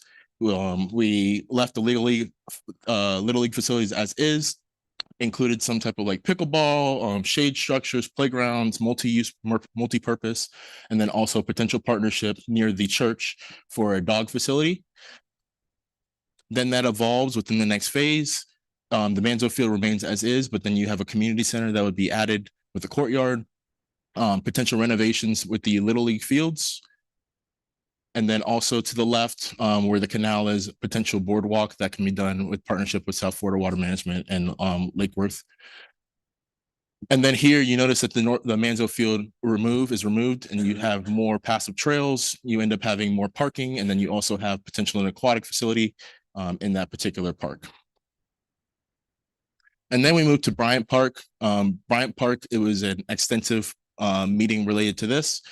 We included potentially an extension of the jetty that's there, potentially having some sort of a marina, food concessions, also in renovating some of the tot lot and park areas, having a larger dog park, and then also making sure that the band shell that's there is renovated and has ample shading and like a berm type feel, so you can sit there and relax and watch some of or listen to some of the music and whatnot that would potentially go there. This was on a previous agenda.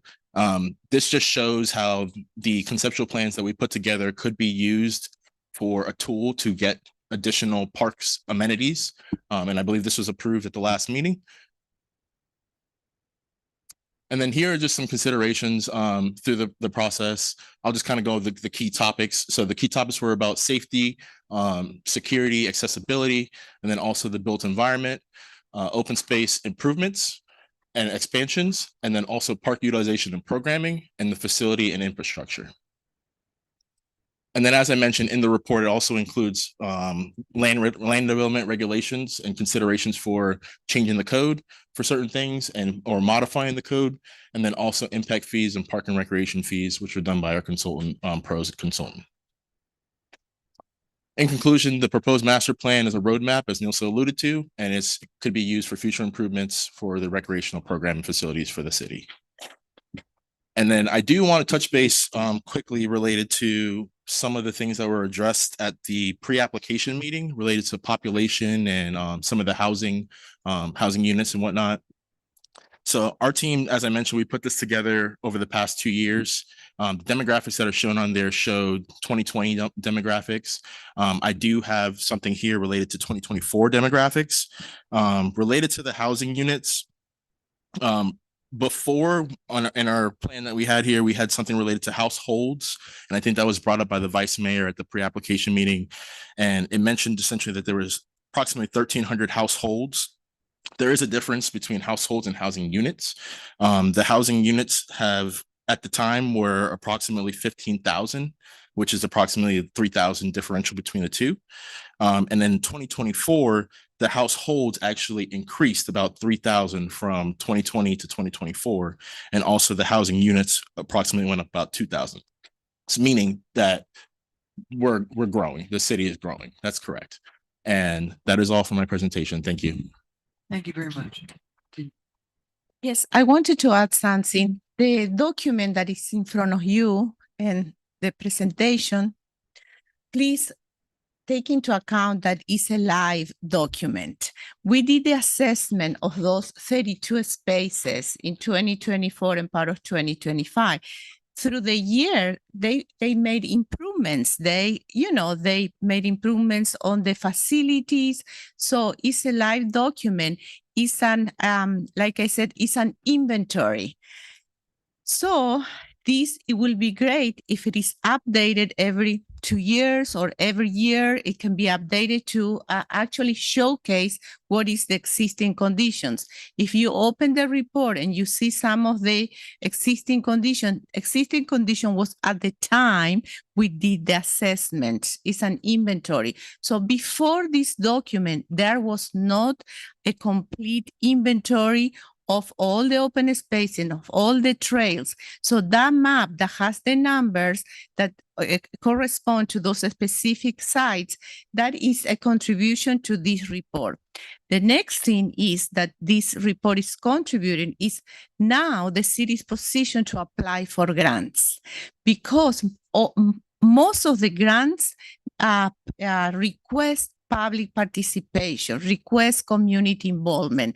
And I can say without a doubt that this master plan was fully based on the community participation. The next thing that provides this master plan is an estimated fee, how much will cost to make those improvements in Bryant Park and in the ball fields. So obviously those numbers need to be updated also as the years go by. So the amount of information that this master plan is provided, before this, there was not such an information. And now the city has something that is valuable and can lead to moving forward. Thank you. I'm going to start, well, motion discussion. I think we're just, yeah, well, there's no. I mean, I'll make a motion to approve the open space master plan. Okay, And then do a second. Comments. Well, We're not. Oh, I'm going to make a motion to approve the open space and recreation master plan. Is there a second? I'll second. Okay. Okay, I have some comments. I've looked this over. Obviously it's not been updated. There are, when we talk about the Osborne Center needing improvements, we've done the Osborne Center improvements already. When you talk about, let's talk about Bryant Park. Well, let me start with Bryant Park. We just approved the house where you have a, could you bring in the Bryant Park? We were talking about it and aside from, okay, when you go down to, we have already a pavilion where you've got a large and small dog park. We have a pavilion there. So I'm wondering, why would we move the pavilion? We just fixed it up.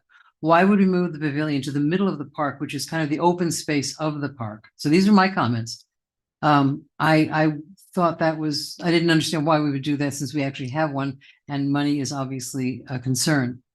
As far as dog parks go, I love a dog park. I think probably the Northwest Ball Fields would be the better place for that because again, Bryant Park's not that big and that would take up quite a bit of space. There's liabilities of dog parks that we can talk about, but that's, I think that just takes up space in Bryant Park. As far as the shade, I'm just going to go down my little list. I would like to see more trees rather than shade cloths. The sailcloths, I like sailcloths. I'm generally in favor of them, but I also know that we do need more. And then there's a plan with our Nest group to do more plantings down, and the playground equipment that you've got moved up in the park. That's where our playground is, and I don't know why. And we just ordered new equipment. Why would we move that, Mr. Brown? Yeah, just a quick question. So I guess, are you running down things you want to see? Because as Nils had mentioned, this is a living document. This is what's going to allow us to put in for grants and some other things that we currently can't do because we don't have a document like this. So are you going through things that you're wanting to see added? I don't want to approve it the way it is. I want to approve it with amendments. I think that we need to update it. The Osborne City's done. I think that we need to take, hear from, some everybody else about, part of this is fantasy based, which is lovely. But, the extending the pier with the food concession, that's fantasy land, essentially. I love I love the idea of the kayaks, that we have a place to have rental for kayaks. I think, and I know that you've talked, I think, with Gail about moving the exercise things at the Third Avenue South Vista is not interrupted. Okay, thanks. I appreciate that. And as far as where the playground is, we just ordered new playground equipment. It's a fine place for the equipment. We're going to put more trees around it. And the structure, we have talked about hasn't been approved, but I would certainly hope it would be approved, and it doesn't take up much space down there.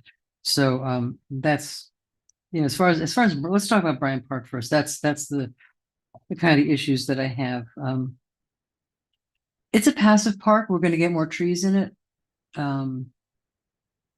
So those are my comments about the dog park, about keeping the playground where it is, about keeping the pavilion where it is, because that right in the middle there, that's between that pavilion and the exercise thing, that kind of takes up the whole middle part of the park. And I think folks, from my impression, from what I've heard feedback from looking at this document, is that folks really kind of want a passive park. They want open spaces. So let me see.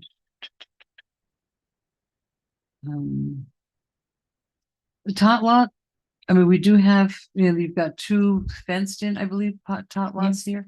And again, keeping, if we kept the playground where it was, I don't know that we need a fenced in tot lot as well.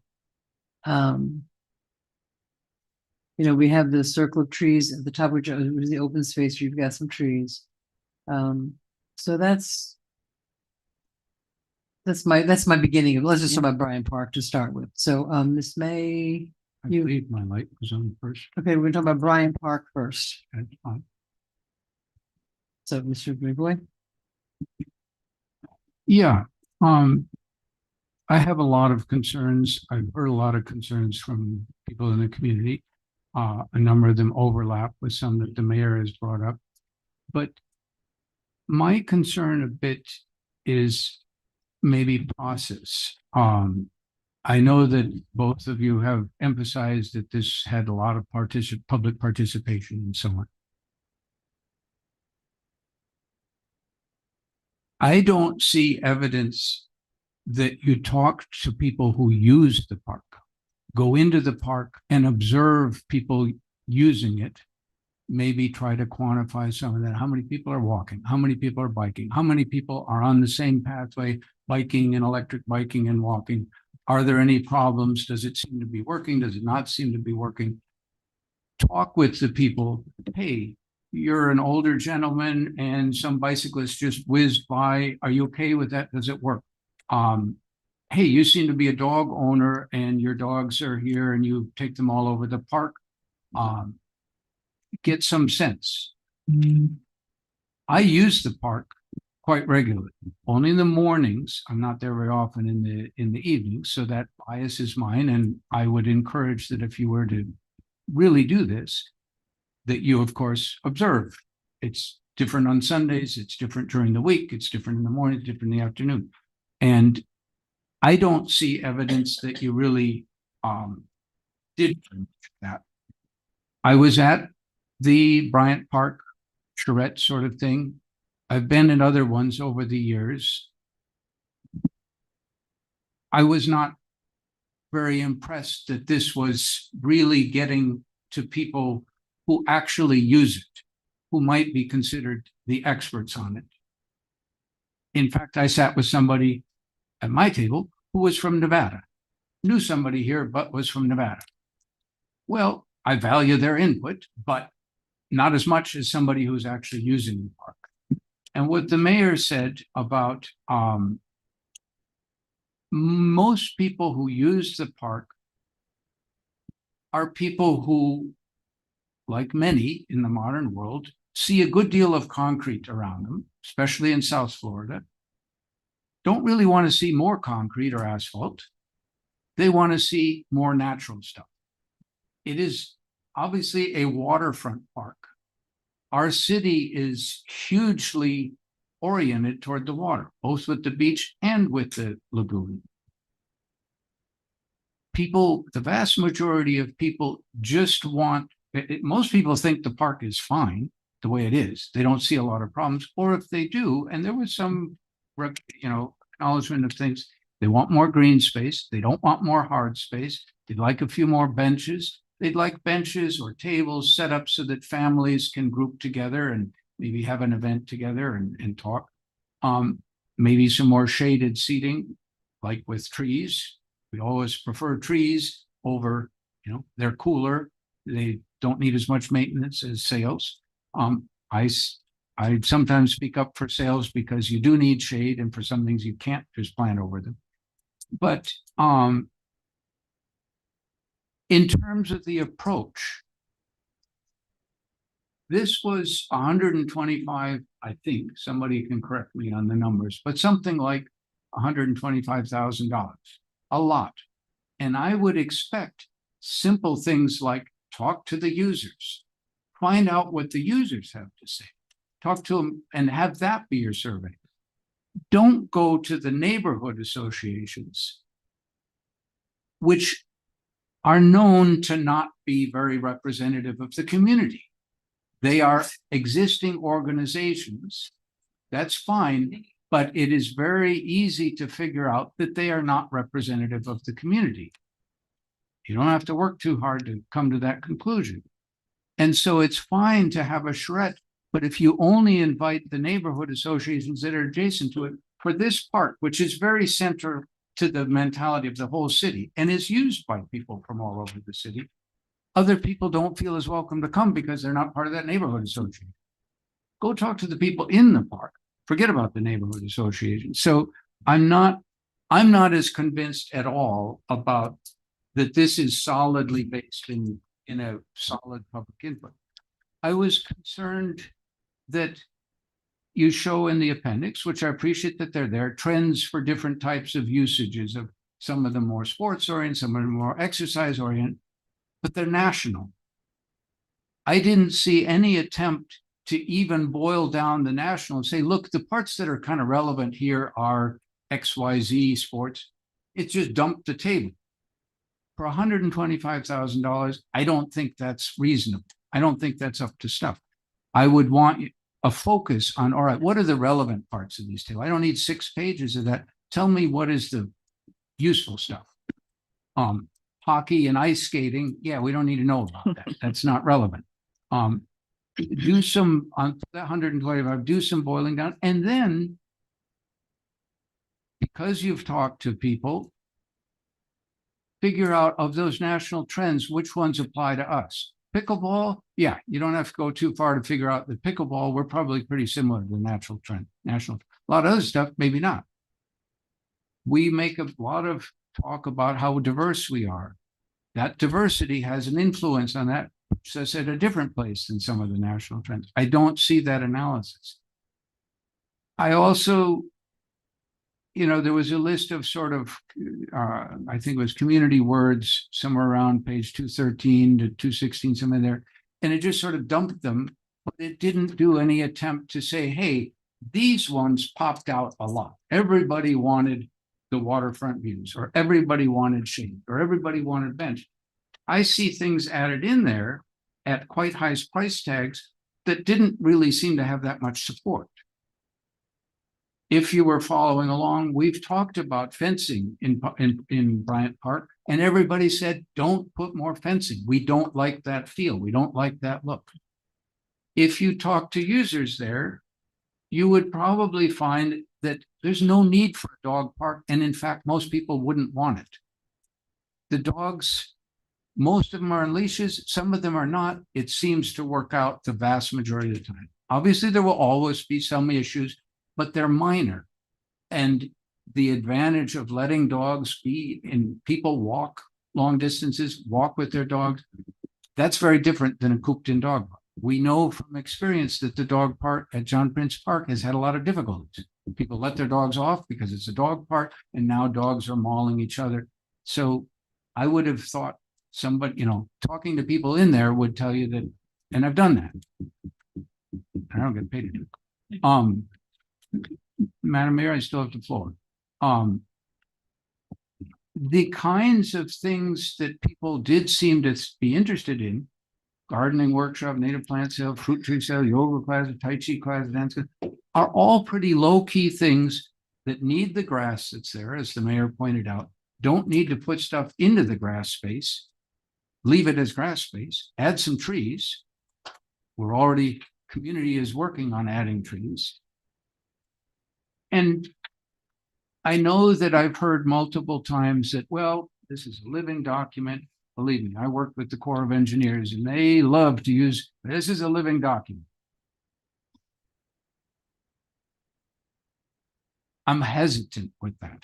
Of course, all documents are going to change over time. But when you say living document, it's sort of like, hey, we spent a lot of money and yeah, it's probably going to change and we might not be up to date. I'm concerned with that. And I'm concerned that the most valuable amenity is that it's on the water and you have views of the water. That should be the top of your list. Don't do things that block it. Be aware. You folks should have been aware of that interest in the community in the 3rd Avenue South view lines. So I'm very concerned about the spending of public funds and coming up with a design that really does not reflect. And I've heard, well, it's conceptual. But when you start putting stuff on paper, it sets a direction. And I don't think we're by any means at a point where this has broad support for Bryant Park. I'm not talking about the Northwest ball fields. I think that is very different. I probably have less concerns about that. I think that may have done better at capturing. This one, I don't think captured well what the community values in this. And it has a $7 million price tag to it and has some, to many people in the community, some disturbing concerns about starting to slip slide around about what's public space, what's 70 public space, what people can do where. That alarms them. I'm not gonna need 10 minutes. Thank you. Thank you. Thank you for bringing this forward. I know you guys worked hard on this and I think I was just elected and you had already started it. So I appreciate that. I do like the fact that you went to the neighborhood associations. That's why we have them. You know, and if people don't think they're representative of the neighborhoods, they should join them and make them more diverse. The other thing is this is a conceptual plan. I think we need to be very clear on that. This is not a roadmap to what we are doing. This is a conceptual plan. Basically, everything that could possibly be put in a park is slammed in that park so that when you want to go for money, you have a document that says the community wants this. So this, at least that's my understanding of it. Nobody's building this tomorrow. It's all conceptual. We don't have the money to do it anyway. But after going to all of the stakeholders, some said they wanted a dog park. Some said they wanted open space. Some said they wanted this. So if you put it all in there, then when there's grants available, we can go forward and make some of this stuff happen. So that's the way that I'm understanding this. Yes. I'm not understanding this where I'm going to go in and I'm going to nitpick where everything is because nothing's there. Okay. And I, with all due respect, that's not what we're doing here. All we're doing is saying this document is done. Let's accept it. So now Leisure Services can go forward and go look for grants, and then they can say on the grant, we have an open space master plan. On page 12, it says we want to have benches. Here's some benches. Let's get funding. So if I'm wrong in this understanding, please correct me, but I'm pretty sure that all we're doing here is saying, this is done. Here's our plan. Let's move forward. It's a roadmap. It is not design that's going to be built and at any time really, because we're not approving this design. We're approving the idea that our parks have the opportunity now to be funded to be improved in some way that the community has stated. You know, just because one person doesn't want a dog park doesn't mean you don't put it in the plan.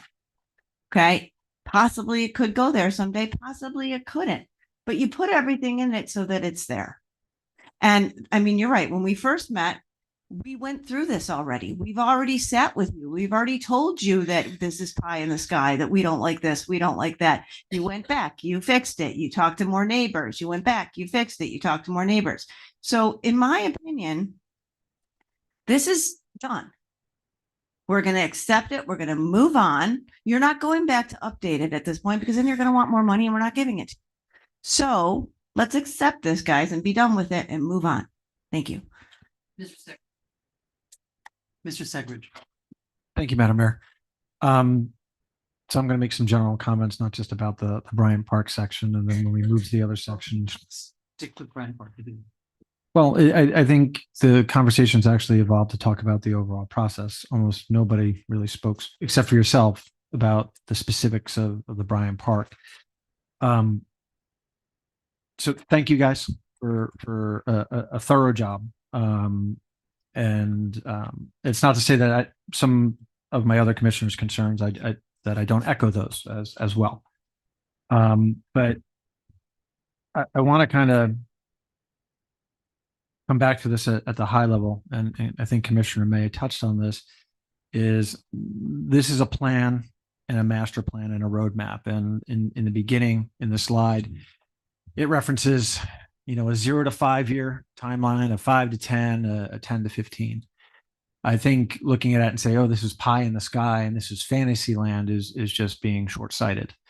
Of course, your 15-year plan out has to be fantasy land, right? You got to plan for the best for our city. And when I look at our open spaces master plan, I see a city that has tremendous value, not because of industry, not because we've got the highest housing, not because we've got manufacturing. No, we have open spaces. This is our currency. This is how Lake Worth Beach attracts tourists, attracts new families, and takes care of our existing residents. And so for me, this is a very important plan. And I believe it needs to be rooted towards those goals of attracting more tourists to our town, our city, right? So we can fill our shops, so our businesses can thrive.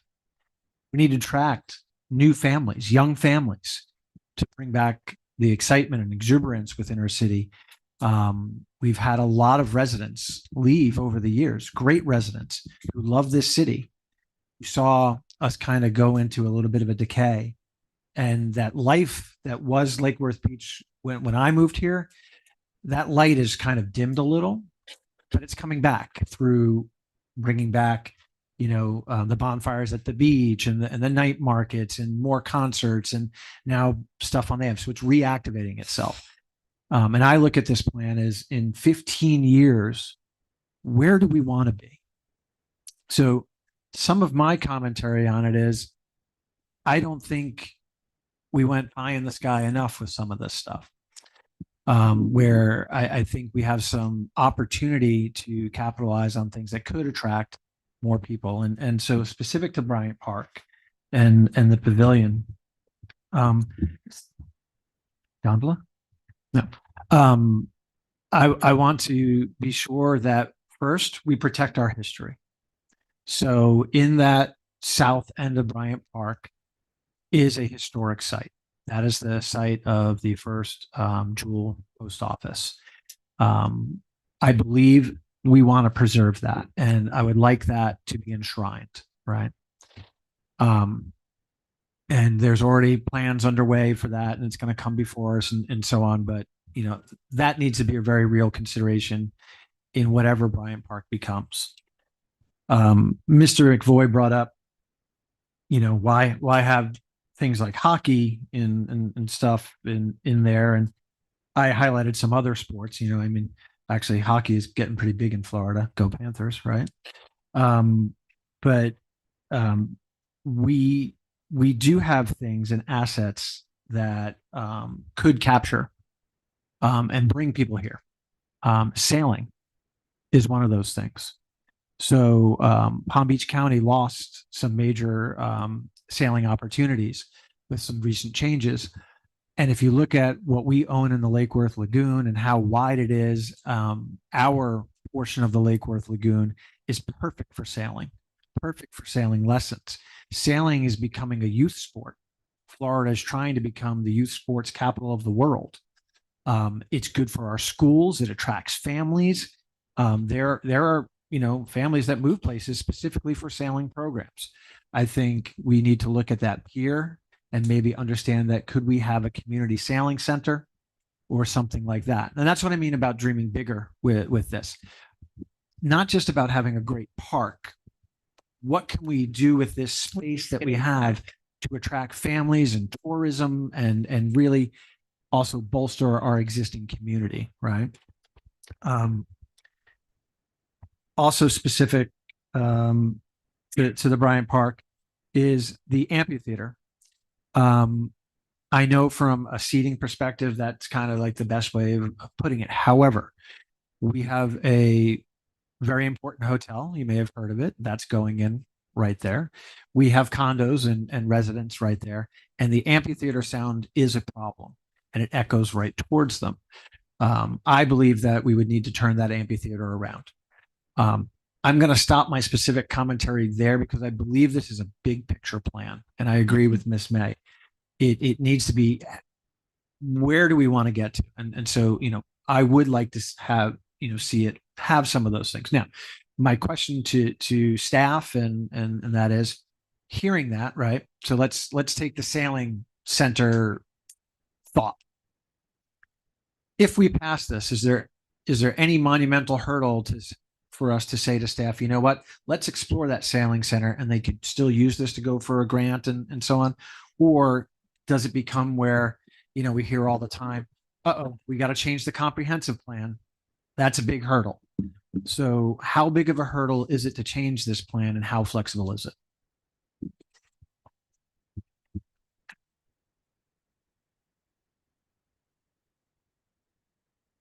William Waters, Community Sustainability Director. And I hate to use the trite term of a living document, but this is provided, like we've talked about, as a road mapping guide, taking into consideration all the comments we heard. You now know that there are people in Lake Worth Beach who are interested in hockey. Who knew that before we did this? Well, okay. She was the one. Your idea, your concept of a sailing center is not precluded by this plan. What this essentially says is that we have a great big park.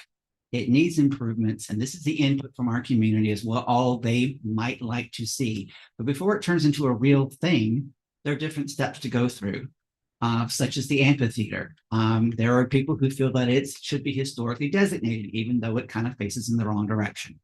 I won't get into that argument, whether it should be turned around, built a new one, or preserve the old one. But we need to have the guideposts that are in the plan that establish we want to improve our parks, we want to improve our open spaces. And as we get to okay, we are now ready to focus on some portion of Bryant Park, we will then look at more specificity, talk more, because I know the consultants have been in the park. They've visited every single park multiple times to assess its current condition and see who was actually in the park using it. What we've heard from most residents, and I don't mean to be inappropriate, is there are people in our parks that do not belong there. If we interview them, they're going to be very happy to stay there. But I get complaints, my co-compliance people get complaints, you all get complaints that most of our parks had people that should not be there. Improving the parks and making them more aesthetically pleasing and more activated for the people that actually live here and are involved here likely will reduce some of that inappropriate activity that's happening in the parks. The other aspect of the plan was to set the stage, and that we were preempted halfway through this plan if the city ever wanted to adopt a recreation impact fee, which many cities in the county do. The state has preempted our ability to do that right now, but I don't think it's going to stay preempted forever. There's a big change coming in the fall of 2027.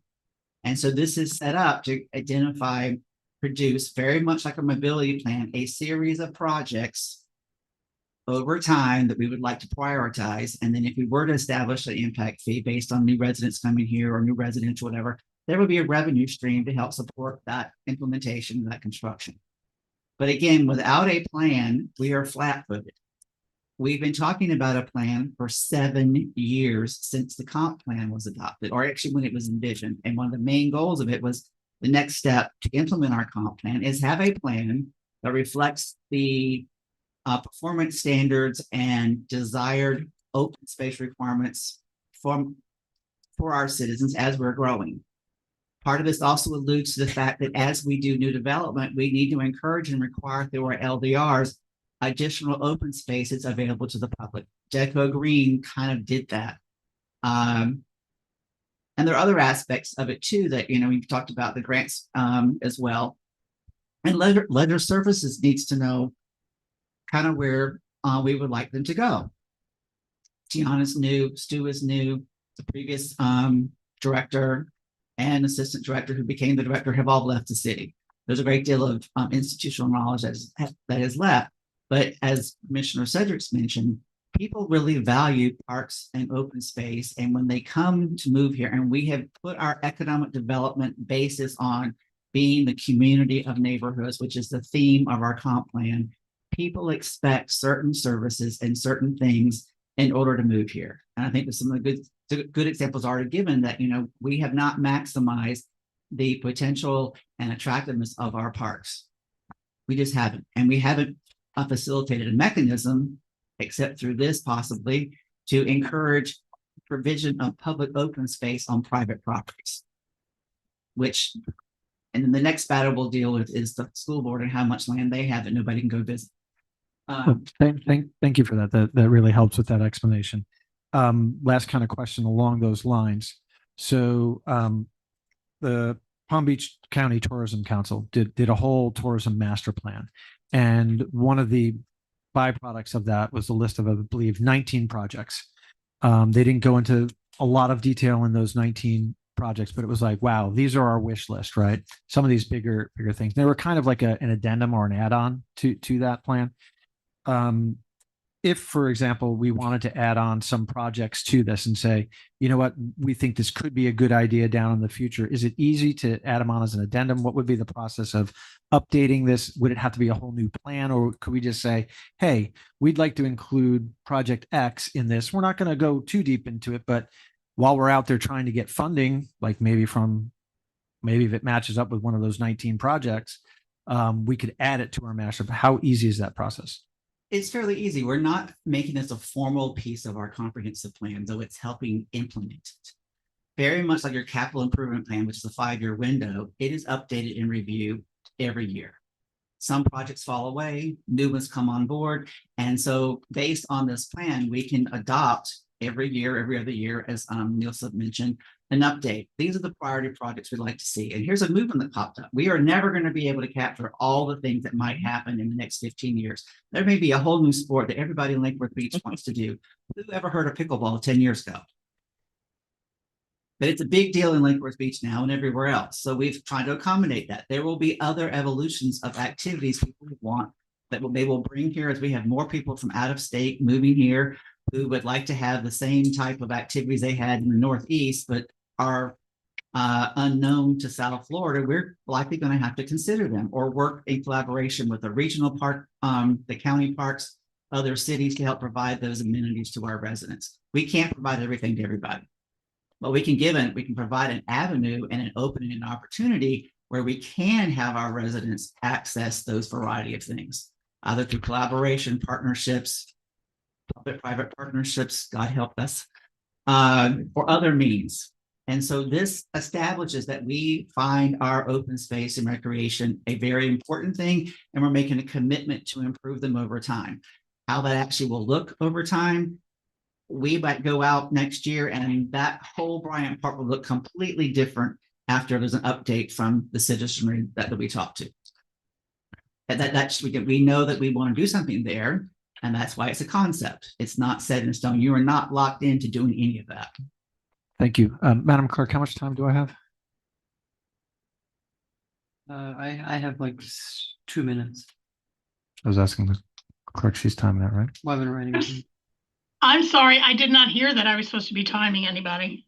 Okay, well, Mr. Segreton from 8:30 to 8:37, and then from 8:41 to 8:42. So that's 7, 8, we have 2 minutes left. Okay, thank you. So one other thing to address, about the people that were talked to, and take this into consideration, Mr. McFloy, when you think about it, there are many people who don't utilize our parks because there's not something in those parks that attracts them there, or that, is something enjoyable for them to go there. So, I think it is important to interview people that use the parks and people who don't use the parks, because hearing about, hey, would you use the park if it had something else? Well, maybe there's a lot of people that would go to Bryant Park if it had a dog park. I know a lot of people that avoid Bryant Park specifically with their dogs because it doesn't have an off-leash zone, right? So, that's important too. It's about hearing from everyone in the community. These parks are everybody's, not just the individuals who currently use them, but people who might use them if they had a certain amenity. So I think that is important. Now, really quick, some nitpicky points. Yes. Did you guys by happen do the West Palm Beach master plan? No. Okay. So on page 42 and 43, we've got West Palm Beach pictures in there, not Lakewood Beach pictures. Yes, those were with regard to the LDRs. Yeah. Yes, the land development regulations, we are basically proposing some to consider possible changes on the LDRs, on the Lakewood Beach LDRs. And in order to do that, as part of that section, we look at it, how are the open space integrated into development projects in West Palm Beach? Okay. I'll explain.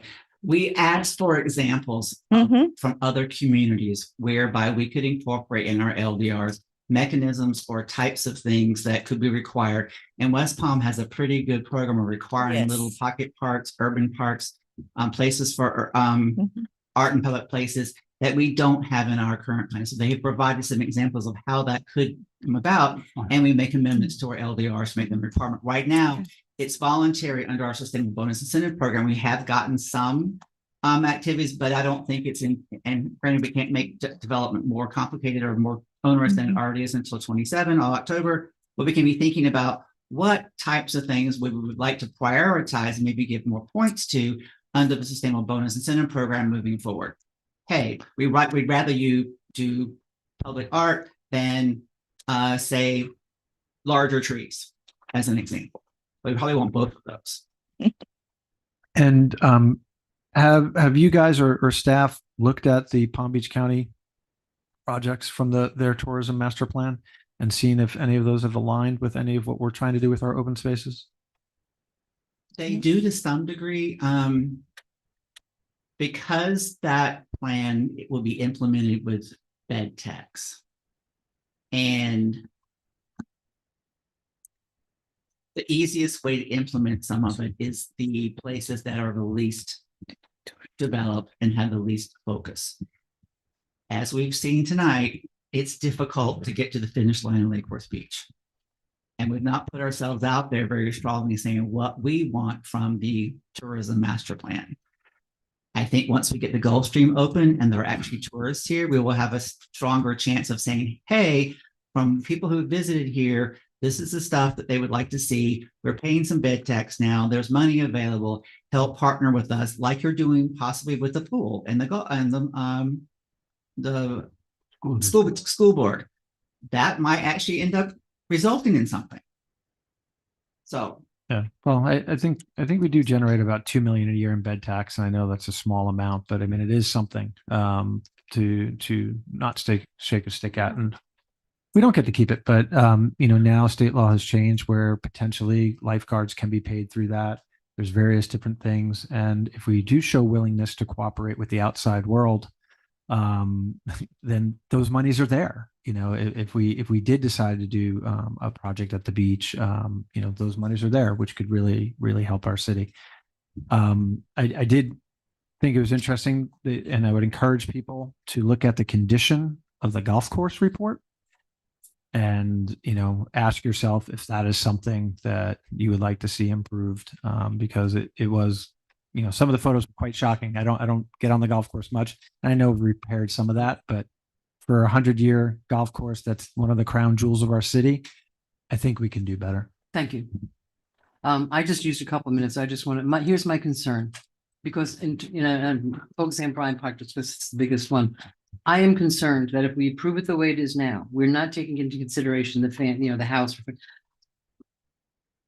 It sounds like this is the one that we've decided on and we're going to go with this. And I don't agree with that. I don't agree with this plan. So my concern, and I don't see although I don't see all that concrete. I don't see the views blocked. I mean, that's not my concern. It's the placement of why move a playground when you have a playground? So my concern is if we approve this the way it is, we're locked into it. Now, please let me finish my sentence. Thank you. But this is what we approve. And somebody can come back later and say, so here's what I'm suggesting is I will be more satisfied because I don't want that plan. Okay. But if we put something in the language of the resolution specifically saying that this was purely conceptual, subject to change, not everybody agreed with it. I don't want this to be the plan that we move forward with in the park because we don't take into consideration the things that I think we should. I think there are some things that are just in the wrong place.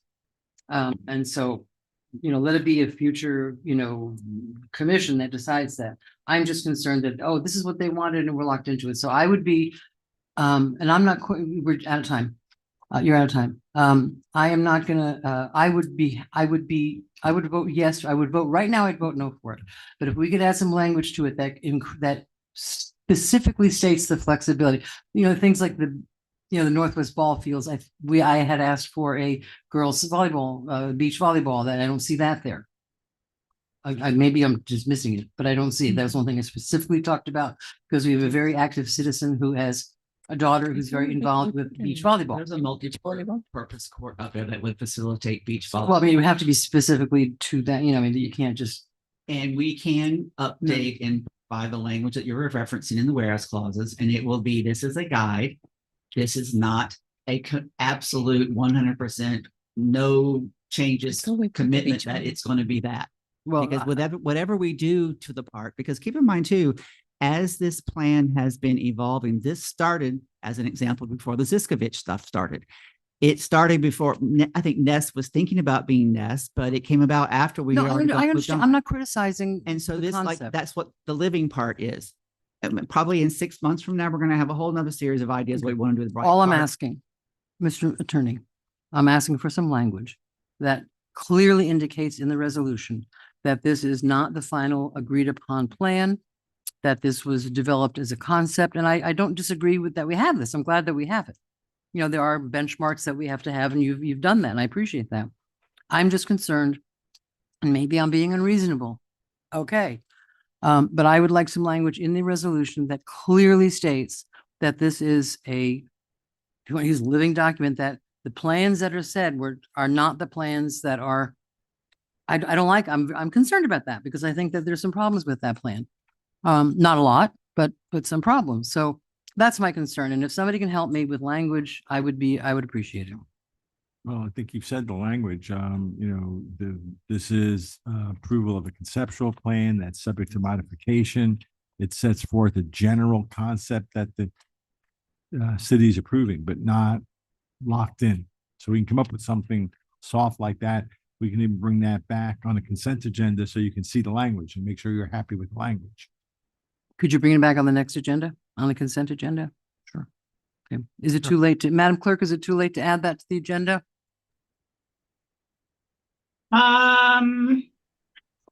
Well, we publish on Friday. So it's not too late. And we just Well, if you're continue. talking about deadlines, the deadline was last Friday to add items. But adding something to consent and just tweaking the reso a little bit, I don't think that would be It's on the agenda already. We're just postponing it. So I'm asking for a language change. It's in the backup. And I'm not hearing you saying you want any changes to this at this point. I'm hearing you two. I would like them, but I'm willing to accept the language. If we do the language thing, I'm willing to accept it. I would not vote for that right now. But I also don't want to hold up this process. We've been at this for a long time. And, it says in the commission hereby approves and adopts the open space and recreation master plan. That says we're adopting that master plan. Exactly. Well, thank you. So that's my concern. Is there consensus, will you agree to have a tweaking of the language and come back? May I give you some Sure. thoughts on that? In the first whereas, I would delete in the last line the word new, because this is our first. We have Right. some plans, and so that would read, whereas to reflect changes in the city's resources and update the city's plan for the open spaces and recreation facilities within the city has collaborated on the development of an open space and recreation Where are master you? plan. And whereas the city commission desires to adopt a new Wait, open what, space- I'm sorry, what resolution number are you looking at? 05? 05/2026. I'm on the second whereas. This is not the latest one? I have my first whereas is the city where the city reflects a change in the city's resources and update the city's plan for the open spaces. The second, whereas the city commission desires to adopt the new open space and recreation master plan to replace the existing plan, which we don't have. The third one is whereas the proposed That's- open. I'm reading you what my suggested changes would be to start to give you some idea where we could go with this. I wasn't reading it. Oh, okay, verbatim. okay. So the second one, whereas the city commission desires to adopt a new open space recreation master plan that will provide guidance for the future development of these spaces.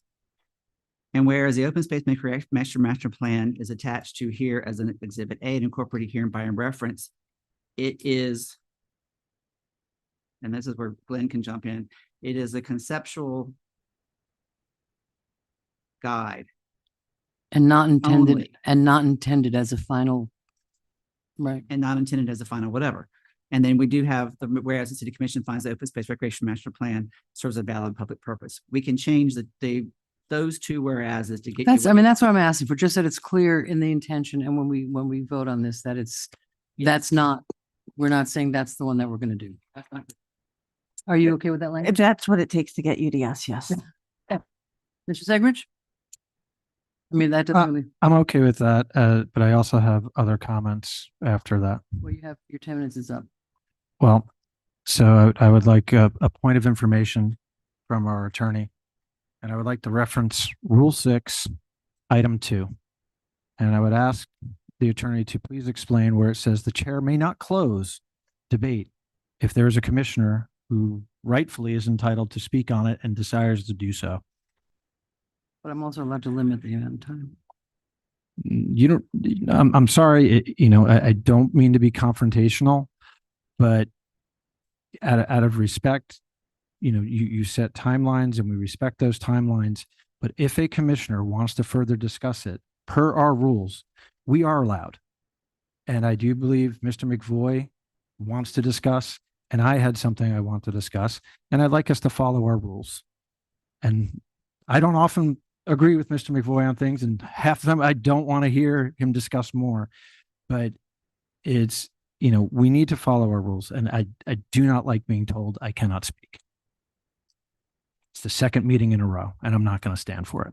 Well, excuse me. You're excused. Thank you. I'm not gonna get into an argument. I'm asking I the don't have- attorney for excuse me, I don't have the clarification. rules in front of me. I'm not gonna argue with that. But if you want, I mean, discussion tends to be endless, up here. So,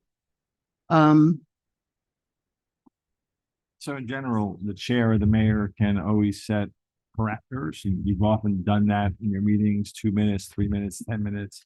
But as always, the body can overrule mayor. So I'm asking specifically about Section 6, Rule 2.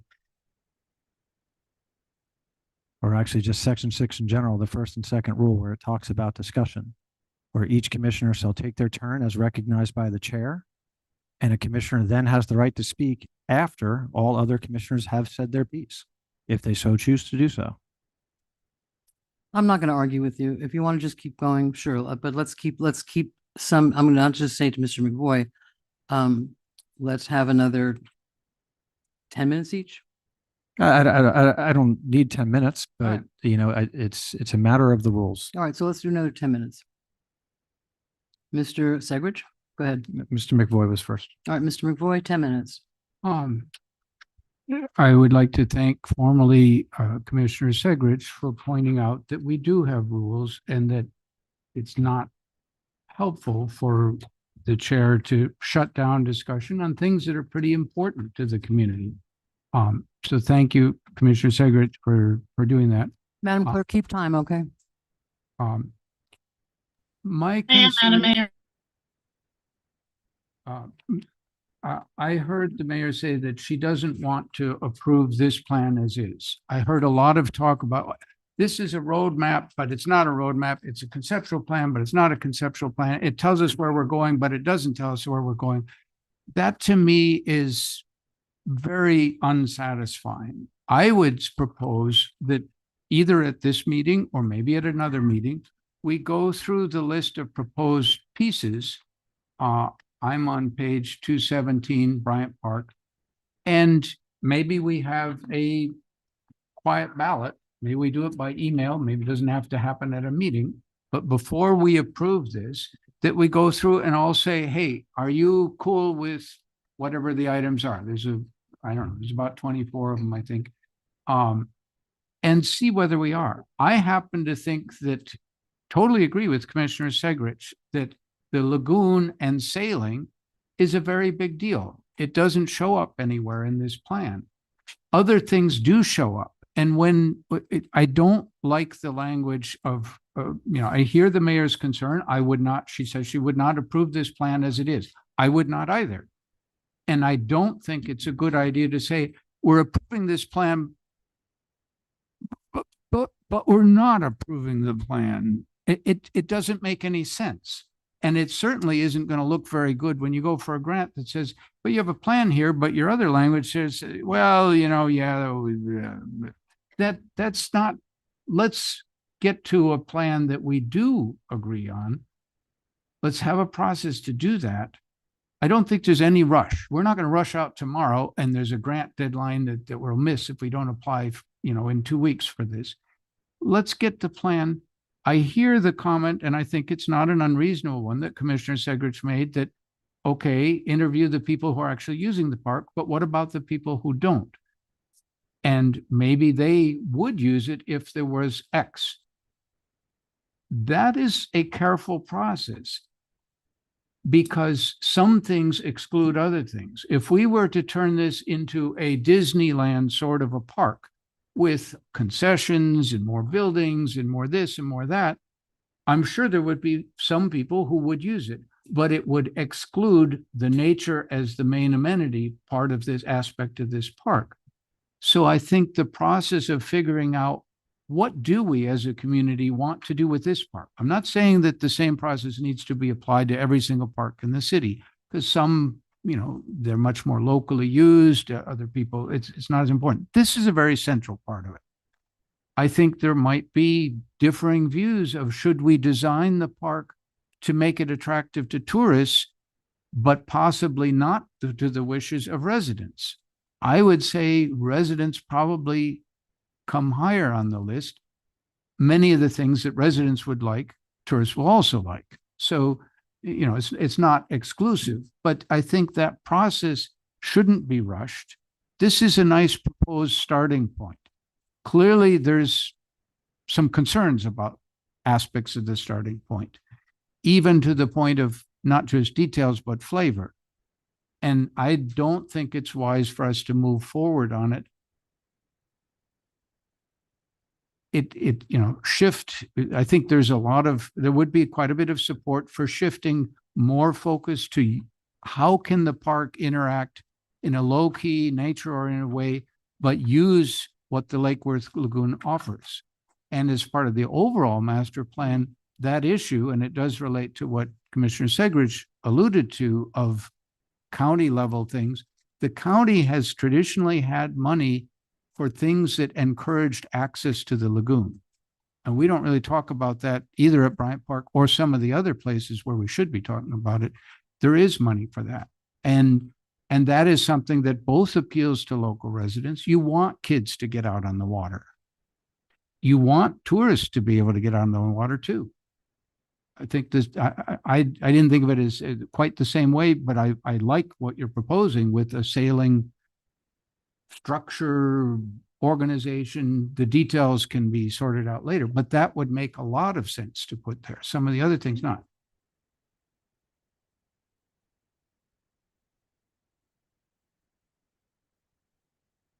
I just wanted to clarify the methodology that we use to reach out to the community. We did that at two different levels. One was a survey, citywide survey, because to address that point, to reach out to the community that they don't live right by the park, that they could be on the north or different side of the, so there is that methodology, the survey. And then because we wanted to reach out the neighborhood that is surrounding this, that the reason we did the design open house. So there was two levels in the methodology that we used to reach out to the community. And that's good, and I appreciate that, but 44 people in the neighborhood association, Charette, that's 1,000th of our population, roughly, and 400 something or other for the survey, which is 100th of our population. I would say that those are good starts, and I think there's good starts in the sense of, here's the smorgasbord list of what somebody somewhere in the city would like to possibly have. Now let's move that to a bit more thoughtful analysis that says, hey, if you do Disney World kind of things or more hardscape, then you have less naturescape. And maybe that's a decision that ought to be thought through. Maybe it's okay in certain locations. Maybe nobody has the least bit of problem of a concrete building to do sailing things in, because the benefit of it is like, okay, we give up a little bit of grass for the building. Hey, cool. But we get something that really would enhance. I think we're not there. The extent of the contract is not to finalize a design for the park. Once this is approved or adopted, you can choose what priorities you establish to tackle which park first or second. And then we look at, okay, here's all the ideas that people put out there for Bryant Park. There's lots of things. There's things that have come up since the plan was basically drafted, which was over 6 months ago. And we look at specifically what we want to gear our activities. As in the plan, we have, 0 to 5, 5 to 10, over 10. So we narrow down in the next 5 years. We as a community, we know we want to do improvements at Bryant Park. We've adopted this guidebook that mentions a lot of things. We probably can't ever afford all of it. And there are things that haven't come up. That's another planning exercise that's not covered under this contract. And we will need to do the same thing with Northwest Ball Fields, and probably the same thing for Osborne Center if we ever wanted to take part of the dump site and drag it into the park. And then we have other parks that, people have mentioned things that don't exist. But we do not have the contract parameters or scope to get down to, this is actually what's going to happen in any park with this plan. But it's a drawing. And when you put a drawing out, drawings take a life of their own. And then somebody puts it in the next thing and says, well, this is what the community wanted. That, I don't think we've established that this is what the community wanted for Bryant Park. For the Northwest Ball Fields, I think probably you did do a pretty good job of there's probably quite a bit. If you went back out and sampled, people would, a number of things they'd like. This, if you went back out and sampled, I think you'd find, yeah, we're not there yet. Thank you. Ms. May. Okay, so I was the motion maker, so I will modify my motion or amend my motion that we include the language that William has just offered us, which lays out the fact that this is a conceptual plan subject to review and further consideration as each item comes up or each part comes up. That this is not the final. That this is, and you can even write in that drawings are conceptual, not blueprint. Whatever it takes to write that this is not exactly what we're doing. Because I can't understand. And when I first had my meeting with Nelson, I said the same thing. I said, well, A, how are you paying for this? And B, why is there so much stuff in it? I mean, so I get it. Hold on, let me finish. So I get that was my first thought. And then I got that explained to me. So I can understand if I were just a regular resident who was looking through this, because I'm sure they're all going to, that they all said, oh, this is exactly what they want. Well, this isn't what I want. Oh, and they could be very upset. So I get that. So let's make sure that we modify that language. But I still think we should go forward tonight with the modified language and approve the plan. So I'm going to amend my motion to have Glenn update the language, and with the updated language, approve the open space master plan. Does But- the seconder agree with the amendment? The seconder was Segrich. I know. Okay. I can agree to that. So then I call the question. All right. I'm sorry, we have public Sorry, comments, public- Madam Mayor. Public comment. Sorry. Take it easy. All right, Todd Townsend's up first after, and then Ted Brownstein.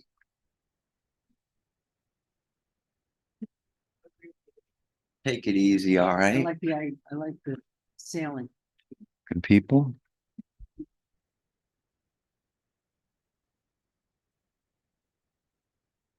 Hi, Todd Townsend, 502 South J Street. You just said a few minutes ago that there's going to be a lot less money to work with, and we're still moving forward with all this forward planning, and you're like, $7 million. Okay, cool. So in my low opinion, which probably aren't going to be hearing too much more of, which is probably going to be really good news to you, the ballpark should have a driving range. Our tourism relies heavily on golf, and that means all three parts of the game. That means driving range at the ballpark. You've got 300 yards there. The people around there want it quiet. They don't want a lot going on there. And then you've got your full golf course, 18 or 19 holes, whatever it is. And then we've got a spot for our miniature golf course. So that's all three parts of the game. Where our families come in, we go to the new hotel. I go to the driving range first thing in the morning. I play my round of golf. I come back, I play miniature golf with the kids at night after they've been at the beach all day. Sounds good to me, right? So, but you people are like ready to vote on, well, why don't we just move the pool to the ball fields? Meanwhile, Erica's probably sitting at home chewing her nails thinking, well, I wanted the pool at the high school. And so you're just like, it's just really, really just gobbledygook here. So really, the pool should stay at the beach. Not every day is an ocean swimming day. We need that alternative for the tourists. Not to mention, I've said before, sometimes the pipes burst in Miami and we get the bombs. The bombs come up here, right? You probably never heard that before, but it's true. We get the bombs. And also, we've had a dive school. We've had a dive school come and talk to us. They would like to be here. They're not going to go to the high school or to the ball fields and then schlep all their stuff out to the beach. No, you people are wrong, and you're just like not thinking right here. Lastly, although I've scratched a lot of stuff out because the mayor did cover a lot of good stuff. So there you go. Cheers. Very well done. Thank you, that's time. Rule number one for tourism is create attractions. Thank you. And keep the tourists out of their cars. That's the bottom line. Thank you. Thank you. Ted Brownstein. Followed by Robert Gardner. Am I pronouncing that right? I don't know. Gordon. Good evening to all. Good to see you again. And I have to commend all of you for your patience. I wouldn't have the patience to sit up there. So I appreciate that. Even though I know you feel like it wears thin on you, it really would wear thin on me. Anyway, Ted Brownstein, 1016 South Lakeside. I'm here with my hat from the Lake Worth Historical Society today, talking about the historical character of this park. And even as a conceptual plan, I think this plan falls short, because it doesn't recognize the historical character of this space. As you know, there's broad community consensus to further memorialize this space. We've gone to the neighborhood associations, Bryant Park Neighborhood Association, South Palm Park, to Mango Grove. We've talked to the Cultural Council. I believe you've got a letter from them as well, and as well as the Historical Society of Palm Beach. Fannie James is a heroine for the whole county, and we're lucky enough to have her here in our local space. So I would ask that even if we use as a conceptual plan and you go through each part, the historical piece is going to be missing in that process, as well as with the sailing. I'm a member of the sailing club in Lake Worth. We would be delighted to have a kayak rack and more amenities. So even as a conceptual plan, I think this needs to be amended to account for some of those other ideas. that have been brought up. So thank you for your consideration. Just to let you know that as far as process, we could use some guidance from the city as far as how we should move ahead with the Fannie James House. We've talked to the Gills. They have an architect on staff, Becky Fuller, who's willing to work with us. We have talked to a contractor that did the remodel of the picnic pavilion, and he's very excited about our MJ or something. Contractors seems to have good relations with the city and already have been vetted by them. That was also willing to work. So we need some direction as far as how we should proceed with that project. We look forward to those conversations. Thank you. Thank you. I guess Robert Goodnet was here and left a message. Please read the, yes, I'm going to do that. Thank you very much. I'm about to do that. To the commissioners, we Bryant Park, the master plan. His name is Robert Guedemet, 320 South Lakeside Drive. My family and I have been living near and enjoying Bryant Park for close to 70 years. We have loved its wide open green and shady spaces, great for walking, playing, and enjoying the view of the water. The play area for the kids and the exercise equipment are also great. In order to keep the green open space look with easy walking and biking, we need to keep any concrete, any structures to a minimum, and for any such to be discreet and not to obstruct the view and walking playing areas. For these reasons, I'm against the 3 proposed new pavilions costing respectively an estimated $1.5 million, $1.25 million, and $750,000. The needs of picnickers could be met, I believe, by adding some new picnic tables and benches, and I would add some extra trash cans and water fountains, possibly an awning, but no new concrete structures. The new restroom would be a boon, but could be added individually to the periphery of the boating and parking areas. A new concession stand would be the best added to the boating amphitheater area complex. I do not believe a rental kiosk. Yeah. It's like, We have I was at the courthouse at 8:30 this morning. We already have 4 horseshoe courts, but I rarely see anybody using them. They do. they The do. shuffleboard courts in town closed with almost no users. That was unfortunate. Yeah. The bocce court might be more used, but wouldn't need a rental kiosk. I'm also very much against the idea of a dog park. This would be an enclosed area of 27,000 square feet, taking away the space from the walkers and bikers, as well as preventing the dog owners from fully enjoying the park while walking their dogs. I note that both the non-dog owners and the dog owners around me are against the dog park. Bryant Park is a small park. It does not need costly new trails and sidewalks. It's a park where people can come and relax, play, and enjoy the view. Thank you. Ramsey McLeod. Followed by Peggy Fisher. Followed by, oh, Ted, I got you. Unfortunately, I'm gonna have to preface this with, I can't give you my comments because I've been trying for over a month to get errors that are in this report resolved and answered for me, and it hasn't happened. And I have emailed the commissioner and they've been submitted again, but I still haven't gotten a response back. Ramsey McLeod, 24 South C Street. Unfortunately, I feel that staff should have already had a comprehensive list of all our parks and open spaces. So I feel a lot of this report is redundant information that has just been compiled. The only true interactive actions with the community were done in 2 specific locations, Bryant Park and the Northwest Ball Fields. That level of interaction was not provided to any of the other parks in the city, so majority of citizens' input was only provided via the survey. In reading through this report, I came across the following instances that raised questions for me. Chapter 5, page 221, crowdfunding, first paragraph. Last sentence, the website listed www.patroncity.com gets flagged as being a malicious site every time I try to access it. So I've been unable to check this site out. I submitted concern to Mr. Waters about a month ago, but have not heard back. Chapter 5, page 227. 5.1.5 ancillary services, second paragraph, quote, field rentals saw 60% increases from fiscal year 2019 to fiscal year 2021, indicating a higher community engagement through marketing efforts or a growing demand for field sports space, end quote. This data is 5 to 6 years old. Where's the data from fiscal year 2024 to 2025? Chapter 5, pages 235 to 249. The table pictured on this page has no legend associated with it. So what does ST, OG, and MT stand for under the when ? Column for leisure services? Chapter 5, page 251, priority 2, paragraph 2, the last sentence states, quote, or a Troy belt, picture below, to prevent the falling of palm fronds as they shed, end quote. This product is not shown, but rather the paragraph is followed by another one. Can staff Thank you, please that's time. answer Thank these you. concerns?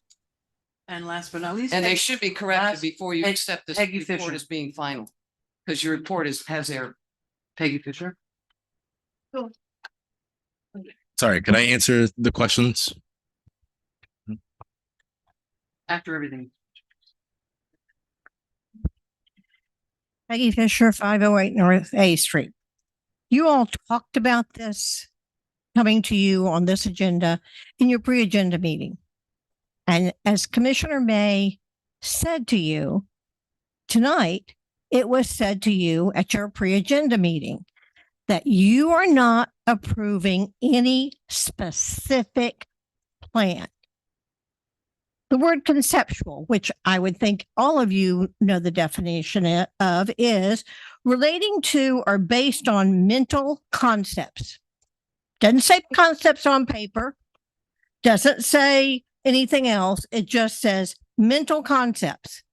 We've seen a lot of mental concepts in this room, from gondolas to drawings at the beach to a lot of other things. And this has been a very frustrating item. There's been rudeness on the dais, which is not acceptable. There is, it's infuriating to be a resident and sit in this room and listen to these discussions. This is, as has been said multiple times, a conceptual plan, a living document. You have been told, Mr. Waters talked to you at the pre-agenda meeting saying the same thing. I expect you all to use the information you get when you ask questions and get an answer, to put it in your brain and keep it there and use it. We didn't have this type of discussion when you all approved the mobility plan. Oh, yes. There wasn't the nitpicking little item here, item there, item there. You know, if you need to put a watermark that says conceptual over every drawing in here, then do it. Quit sitting on the pot and things that need to be done for this city. Thank you, that's time. Thank you. Madam Clerk? I have 8 comments, Madam Mayor. Oh, you. Gail Silverblatt, 414 North Ocean Breeze, in reference to Bryant Park. Residents have expressed their desire for more shade trees, benches, open green spaces, waterfront views, shady picnic areas, a reduction in concrete and paving, and a clean, safe park suitable for families and nature-based activities. Neighbors in South Bryant Park consistently requested a clear view of the lagoon from the walk-in entrance at 3rd Avenue South. Last year, Nest planted trees that honor their priorities. However, the Open Space and Recreation Master Plan map shows a large playground structure obstructing the view. The proposed amenities for Bryant Park have a total cost of $7,347,300, including $600,000 for shade cloth and $798,000 for sidewalks. This plan includes expensive dog parks, concession stands, and concrete hardscape, but it lacks funding for the public's requested amenities. Please revise this plan to remove the costly shiny objects that turn Bryant Park into an amusement park and add ones that enhance our shade canopy, commemorate our history, and preserve the waterfront park. Nancy Udell, 1131 North Palmway. We spent $250,000 on consultants for this task, the same consultants who chose the famous holly trees for downtown. And not surprisingly, they came up with a plan to spend $7 million. To a hammer, every problem is a nail. It seems that they did not take into account what people asked for as described in the appendices. Preservation of green space, garbage cans, shade trees, picnic tables, benches, safety, lighting under the bridge, views of the water. That could all be accomplished for what we spent on the consultants, more or less. Not fencing, hardscape, dog parks, rental kiosks, and sun sales. Dog parks means ugly fencing. We have a giant dog park right at John Prince Park, Lake Wolf. Dogs are welcome in Bryant Park with their people. Now that the park is much safer, there is no need to fence off the playground. If wayfinding signs means those horrible, ugly Disney Walmart signs the CRA put all over town, please no more. It is my understanding that Bryant Park is a passive park. Park should remain as natural as possible. Next is Amy Mihalik, 2032 Collier Avenue. Recently, there was a proposal to locate a new Olympic-sized swimming pool at Lake Worth High School with a joint funding from the school board. I'm speaking in support of locating the pool at Northwest Park in alignment with the Open Space and Recreation Master Plan. This master plan reflects extensive community engagement, and the results were clear and consistent. 77% of respondents said they support building a new recreation center, with nearly 71% saying they want a pool at this new center. Water fitness programs, Learn to Swim, and general fitness, wellness, and nature programs ranked among the most important needs citywide. At the Northwest Park Design Open House, residents expressed a desire for a community pool as part of a larger, well-programmed park space. Northwest Park may not be the most central location in the city, but it offers something equally valuable: space, natural beauty, waterfront access, and the opportunity to create a true community hub. Master plan envisions more than just a pool. It integrates trails, shaded playgrounds, multi-use fields, a community center, improved lighting, parking, and event programming. In a quieter neighborhood setting connected to nature, the aquatic facility becomes part of a larger destination for families, youth sports, fitness, and community gatherings. Importantly, the proposed collaboration with the school board and Lake Worth High creates opportunity. That funding partnership could support constructing the aquatic facility at Northwest Park while still serving the school swim team and families citywide. Because this funding collaboration is already being explored, the aquatic facility currently shown in phase 3 of the conceptual design could be advanced in the timeline. Next comment is from Ginny Powell, 224 North Palmway. I've reviewed portions of the open space master plan and am surprised by the amount of hardscape proposed to replace existing green space. From what I've seen, the plan shifts the balance away from the passive, natural character that many residents value. While I don't recall my exact survey responses, I'm confident I expressed that the park I use most, Bryant Park, should remain primarily a passive use space with more trees, more green space, less concrete, and no retail pavilions. Although the recently planted nest trees will take time to mature, the proposed $300,000 shade structures seem unnecessary. For less money, the city could plant larger caliper trees that would provide natural shade sooner and enhance the landscape in a more sustainable way.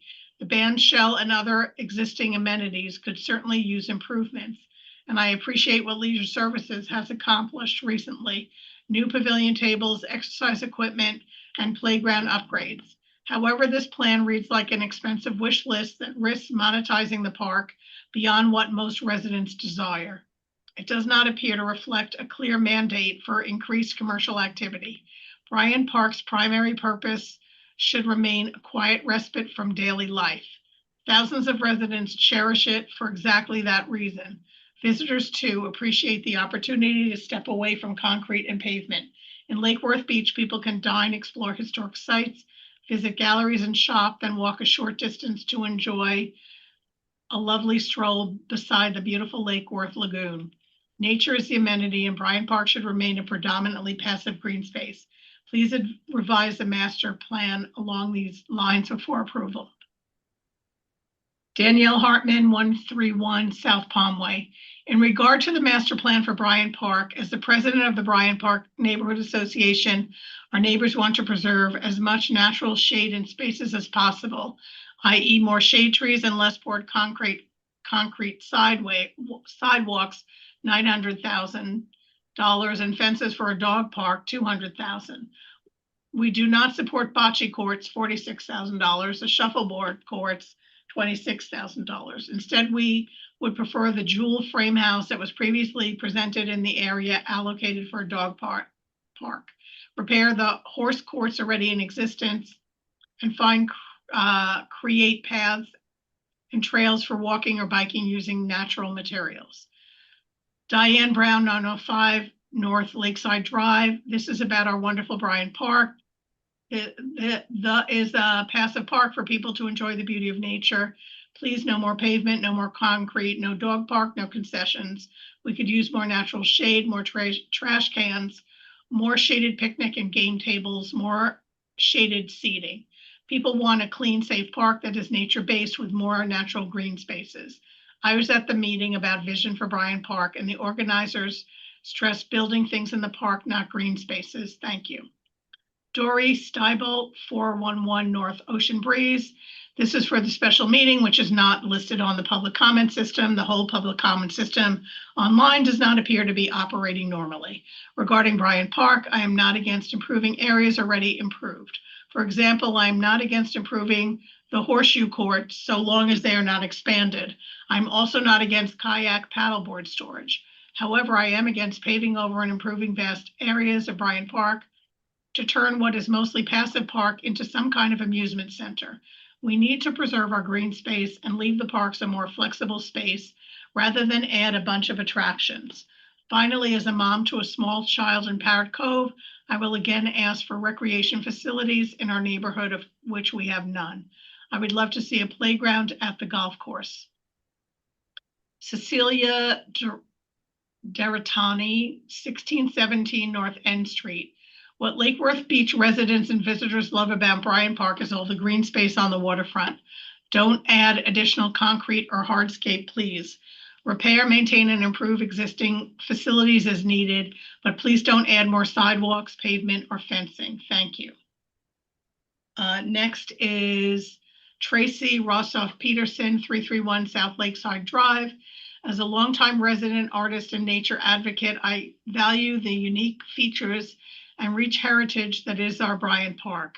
Recognized as a passive recreation park, Bryant Park has long been known and loved for its lagoon front location and open green spaces. These features facilitate low intensity nature-oriented activities that require minimal infrastructure and maintenance, thereby minimizing environmental impact. As you review this master recreation plan, I urge you to prioritize preserving the elements that our users cherish about this park. Consider implementing or repairing existing amenities such as walking trails, benches, bird watching platforms, additional trash receptacles, and shaded picnic areas. Conversely, refrain from approving fenced-off areas or more concrete sidewalks and structures.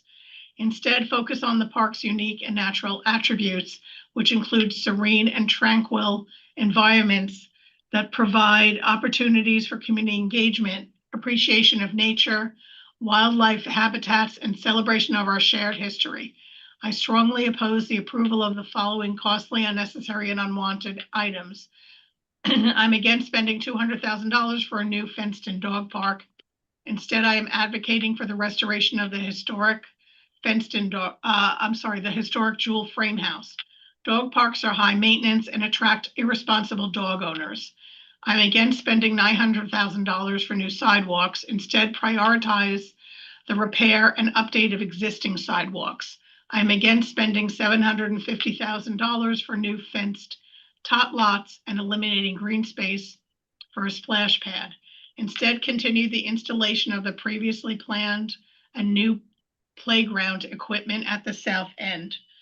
Madam Mayor, that's the last comment, but I just want to briefly say that for anybody that tries to submit a public comment on the portal and has an issue, it turns out every time the issue is with the person trying to submit the comment, not with the portal.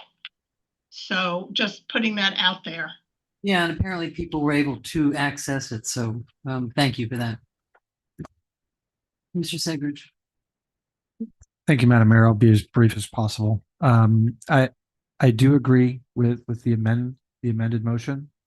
So I will be in favor of that. However, this is step one. It's an important step one. We got to get to a baseline and then move forward from there. And I think, this gives us a great platform. There is extensive research in here. It is going to pass the muster on grant applications and for working with the county and with the state and so on. Recognize that it is flawed, right? It's not perfect. It doesn't represent everything that we want. It's a conceptual design. However, I do think as a commission, we do need to be very clear with staff and set a policy that we don't want staff moving forward with a project on here without coming to us. What I don't want to see happen is we all of a sudden get a notice that, we've applied for $2 million for the X project that was on the master plan, and you guys approved the master plan, so therefore we just went ahead with it. So I would like to ask consensus of my colleagues that we set a policy that before proceeding with funding requests for a project or moving down the path of one of these projects in the master plan, they get consensus from the commission to do so. Well, anything over $50,000 has to come to us anyway. But not I'm necessarily. sorry, to the Madam point. Mayor. Yes? We already have that policy. All grants and everything comes to the commission for approval. Yeah. We do? Yeah, anything over Okay. $50,000 comes to us. May I please call the question now? I was in the middle of my comments. Oh, I'm sorry. Go ahead. Okay, You called it, so now we have to vote on whether or not to call the question. Yes, so we need a second on calling the question. passing it to Mr. McBoy, I second it. We have a debate on it. So a motion and a second to call the question. No. Nay. I love when we have 4 people up here. And I would vote yay. I'd vote yay too. Okay, so it fails because it didn't get a majority vote. Yeah. I just don't know what people, all these. Madam Mayor, I have the floor. Thank you. Excuse me. Well, Excuse me, no, I just make one comment before you go forward. I But didn't that's, stop but you. that's. I just want to say. The point is you Oh, keep stop it, breaking both of you. rules. All I'm gonna, Mr. McBoy and Mr. Segrich. I just want to say one thing. Everybody's talking about shiny objects and things in the park. And I mean, although I don't agree with this plan, I also don't see any shiny objects and massive concrete. Mr. Segrich. Thank you. I only had about 15 seconds more of comments, so I think this is a perfect opportunity to take this and try to seek P3 for some of this, where we can actually tackle some of these. I think it's a great thing for our city that we've taken this first step. And I really just want to underscore it is conceptual. As for the nitty gritty of getting into these projects, I would encourage my fellow commissioners to hold town halls to talk about this, gather feedback. And if there's a project or there's something that needs to be changed, then seek consensus from the commission. We can't always be going back to staff saying, we don't like it, you have to make it perfect, and then come back to us. At some point, we up here need to kind of pull up our bootstraps, go out and actually meet with the public so that we don't have to pay consultants to go out and meet with the public on our behalf. I think this is a first stepping stone. It's a great start. It's a tool that we as commissioners can use to go out to the public, have these discussions, and come back with the good ideas, come back with the representation that we may find lacking or not find lacking with this. So thank you. Thank you, Mr. McBoy. Thank you. What exactly does conceptual mean? What I heard in the public comments, and I heard it very consistently, was what I would call conceptual. Passive park, green space, non-commercial, waterfront oriented, nature oriented. That's conceptual. And what everybody said in the comments, almost to a person, was this concept is the opposite of that.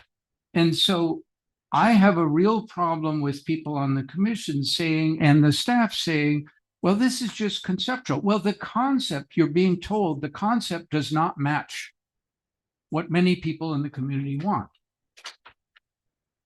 And so approving it and saying, well, it's conceptual, but it's not conceptual is kind of not, and well, why don't we put some whereas language that says that this is what we want, but it's not what we want? Conceptual is exactly that. Do you want a commercially oriented sort of thing with a lot of concrete, a lot of hard space, a lot of attractions, a lot of noise, or do you want something quiet that's kind of nature-based? That's the concept. And I agree with Commissioner Segridge, we should hold town halls and get the community input.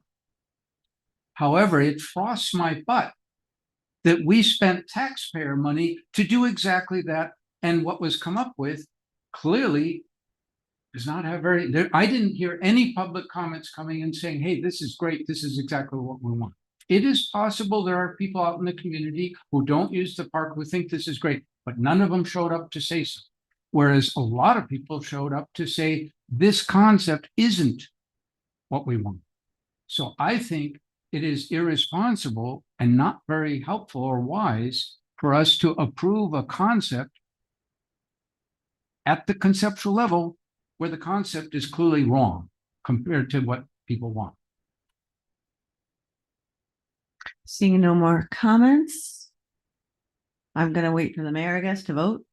You know, we only have 3, which we could vote. Good. Mayor, come back here. It's allowed to go back. Huh?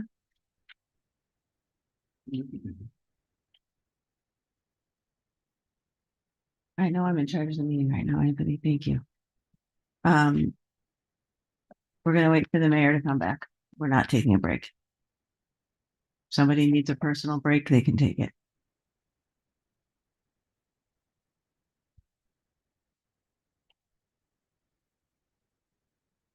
Can I come and thank you? It's free, it's free. You might, oh, sorry. While we're here, you might ask for a motion to extend the meeting beyond 10. Since we're. All right, can I have a motion to extend the meeting beyond 10? Motion to extend beyond 10. Motion, second. All in favor? Aye. Aye. Aye. That way we can get to the other 2 items, hopefully.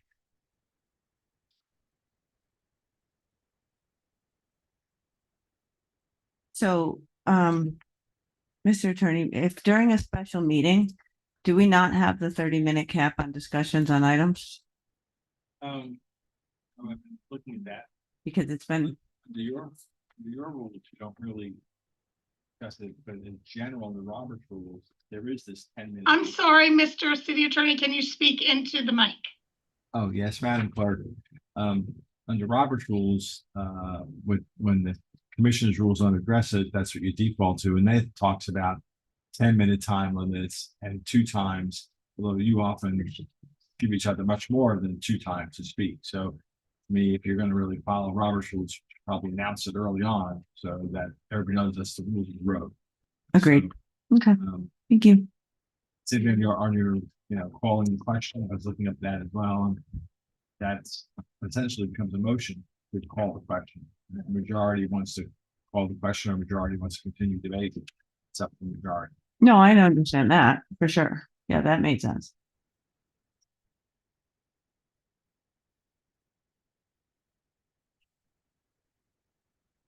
I think I see the mayor. It's here.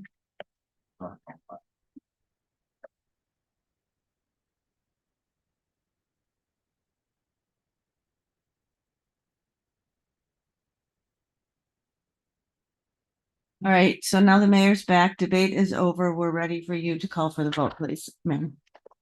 Thank you. Aye. Aye. Nay. It's 3-1, it passes. Anybody need more water? I think we all say, thank you. Thank you so much. We're gonna need a motion to go. We already did it. Oh, thank you. B.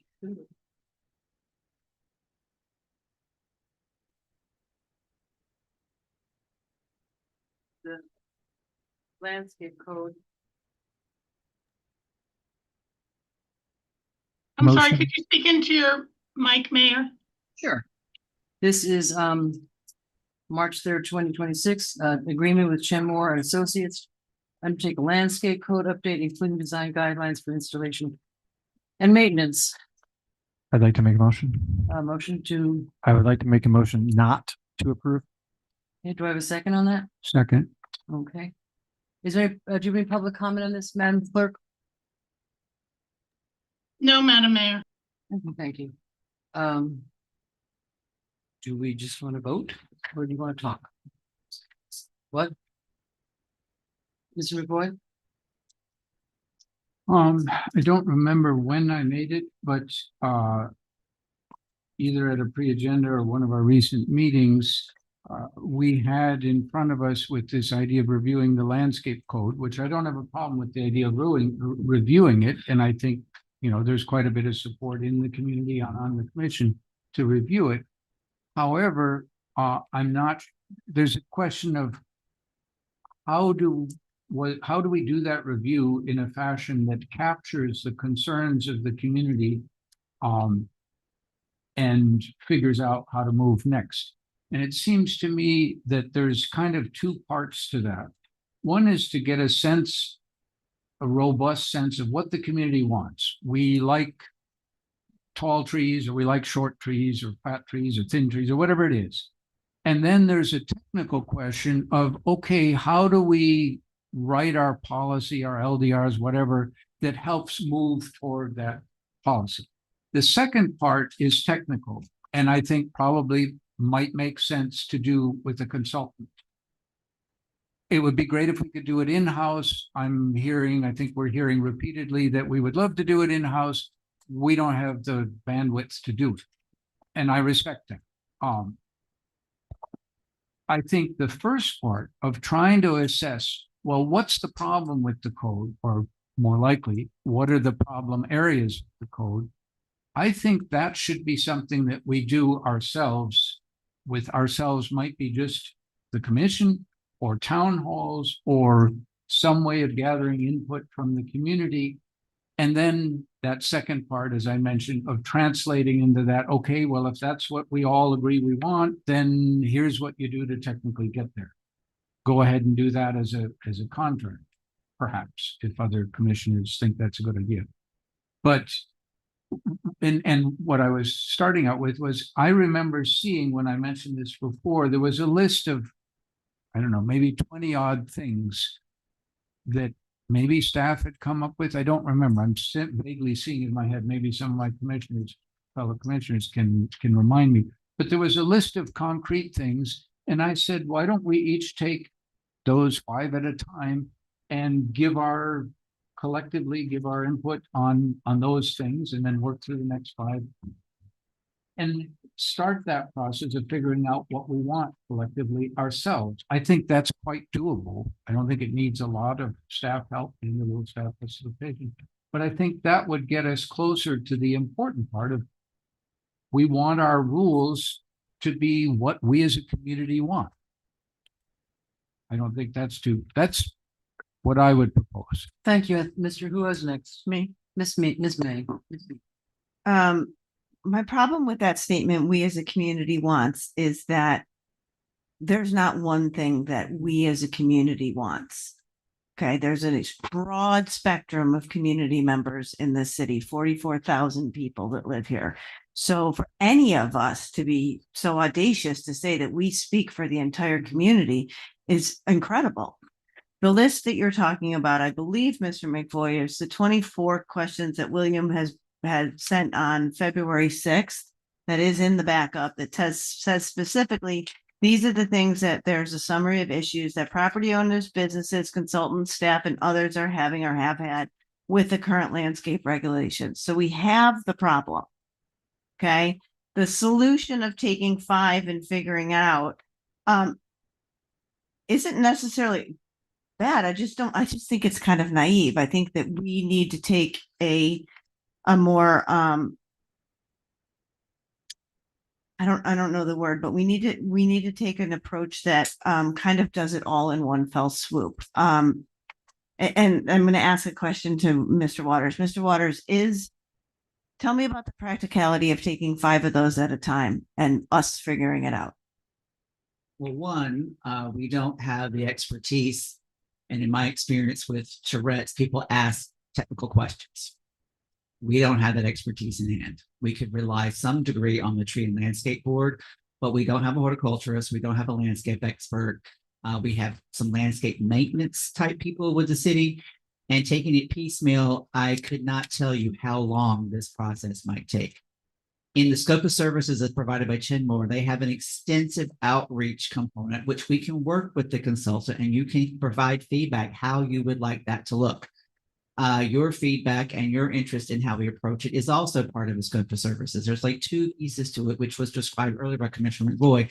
Part of it is ascertaining and taking what I provided in a memo and reaching out to the constituents, stakeholders, property owners, residents, whoever. And it says, well, specifically what issues did you have that created this problem? Or would you like to see it resolved? The other part that we do not have the expertise is the language preparation for the ordinance itself and the imperatively necessary installation and landscape maintenance guidelines. I spent 3 years trying to get our previous horticulturist who had some of the expertise, and God rest his soul, to come up with, as an example, we have a person who doesn't have living ground cover. They have a code violation. How much do you have to plant where to achieve ground cover? Well, the way our code reads is that you stay in violation to the ground cover is established. Let's say you put in plugs of grass. That's not ground cover. How long is that going to take? What we need is something definitively we can tell a property owner, you have a violation, you do it this way, code compliance comes and sees you done it that way, or our future landscape planner or whoever, good, you're done. And if you periodically come by a year later and the ground cover is gone, a new violation starts. And that's a really simple example, but we have so many conflicts in the landscape code and things have evolved over time since it was written almost 20 years ago. Really, when it gets to climate change, maintenance, hurricane preparedness, resiliency, we have the example of what's happened with our trees downtown, where it doesn't seem to be a lot of consensus on the choice that was made. Some people are happy, some people aren't. We are constrained, but we are soon facing the fact that the foxtail palms have a limited lifespan. They will need to be replaced. What will those be? We have the issue of mitigation of our current program. I don't think anybody has a major issue with mitigation if you cannot plant the trees that you remove, but a lot of people would like to plant them on our city properties. We would like that too, but we have no policy or no direction on what that would look like. My goal would be working with the consultant. We now have an open space recreation master plan. What types of vegetation like trees do we want where? Okay, I see, it goes on. on and on and on. Okay, so one of the things that I'm looking here, it says that it's 3 parts: the landscape code update, the design guidelines preparation, and then the stakeholders workshop and approval process. I would like to ask why the stakeholders workshop isn't first. That's not in chronological order. That's the 3 major tasks. They can be in whatever order. We cannot do the first 2 without the third one happening. We just can't. They just I just think how it was listed, and maybe it was unfortunately listed in that order, but number 3 has to happen first. Okay, that makes sense, because I was like, well, why would you not talk to the people first? Because then they're just going to come back and say, you didn't talk to us. Would this be, who from Chenmore would be doing this? I can let Ms. Zacharias address it, but they have a whole landscape component within that company, and they have been providing our landscape expertise in the absence of us having a horticulturist. And they work very well with our constituents and our residents in helping to guide things. But it's becoming kind of expensive to always rely on an outside expert while we're hoping to fill the position. But I am hesitant to fill a position when we know we have major problems with our landscape code and lots of people are not happy, including, I think, the 4 of you and possibly the 5th person who's not here. Okay. Please, I would like to introduce, please. My name's Eric Harrison. I'm a landscape architect with Chenmore and Associates. So to answer the question of who would be working with the city, it would be myself. We have 5 other registered landscape architects on staff. It's on. It's on. Well, Can you hear me now? It's sometimes easier if you hold it up to your mouth. I apologize. Do I have to sing? You must. So You would be working with myself. We also have 5 other registered landscape architects on staff. We've got 7 or 8 landscape designers, and we also have 4 arborists. 3 of them have prescription pruning certifications. 3 of them have track certifications, which is tree risk assessment. So this is the staff you'd be working with in terms of working through the issues that we uncover with your landscape code, putting together the design manual, the graphics for it, those types of things. And then I lost my train of thought. Hold on. Oh, William, we don't have any of those people on staff, correct? So we would not be able to undertake this process ourselves. No. Okay, so then going back here to Chenmore, will you, when you design this, I'm assuming there's like basic guidelines that are general guidelines throughout that are common practice in this field. Sure. So there would be other landscape codes that we would look to that have been successful. You know, in my personal experience, I worked on landscape guidelines years ago for the Broward County School Board. I helped the city of Coral Springs rewrite their landscape code. So there is precedent for that. I know that other folks on our staff have had the same type of experience, one with working with City of Westlake as they were growing and working through their landscape code, those types of things. So there is, right. But I mean, we would take what you already have and work within the parameters of that to make it better. We're not talking about a complete rewrite of the code, taking what doesn't work, providing more explanation, or maybe deviating from that to make it come up to standards, whether it's horticultural, you know, planting and practical. I think the and biggest practical. issue people have here is we're not landscape architects, Right. and we buy a house and we don't know what to do, what we can't do, and then we go try to read the code and it doesn't make any sense. Right. So would you be putting this in 6th grade language? Probably not, because there's legalities associated with it, but that's part of the design, installation and maintenance guideline, which is very graphic based, like our historic preservation design guidelines, our major thoroughfare. Is designed for professionals. Explain what will be happening in the legalese of the landscape code, which hopefully, and we, you can give out now if you will, Scott, we've just printed a plant tree brochure that came from a Green Landscape Code. There will be collateral material that support what's changed that will be in a layman's term. Okay. And we're going to try to have some diagrams, which Nielsen's team is very good, inserted in the LDRs themselves, which we had not been able to do. Okay. And so there's quite a bit coming in all of this, and it's all things that we need. Right. And that's kind of what I'm asking. I'm trying to figure out exactly what the end products will look like. He said what I was getting ready to say, but much more clear.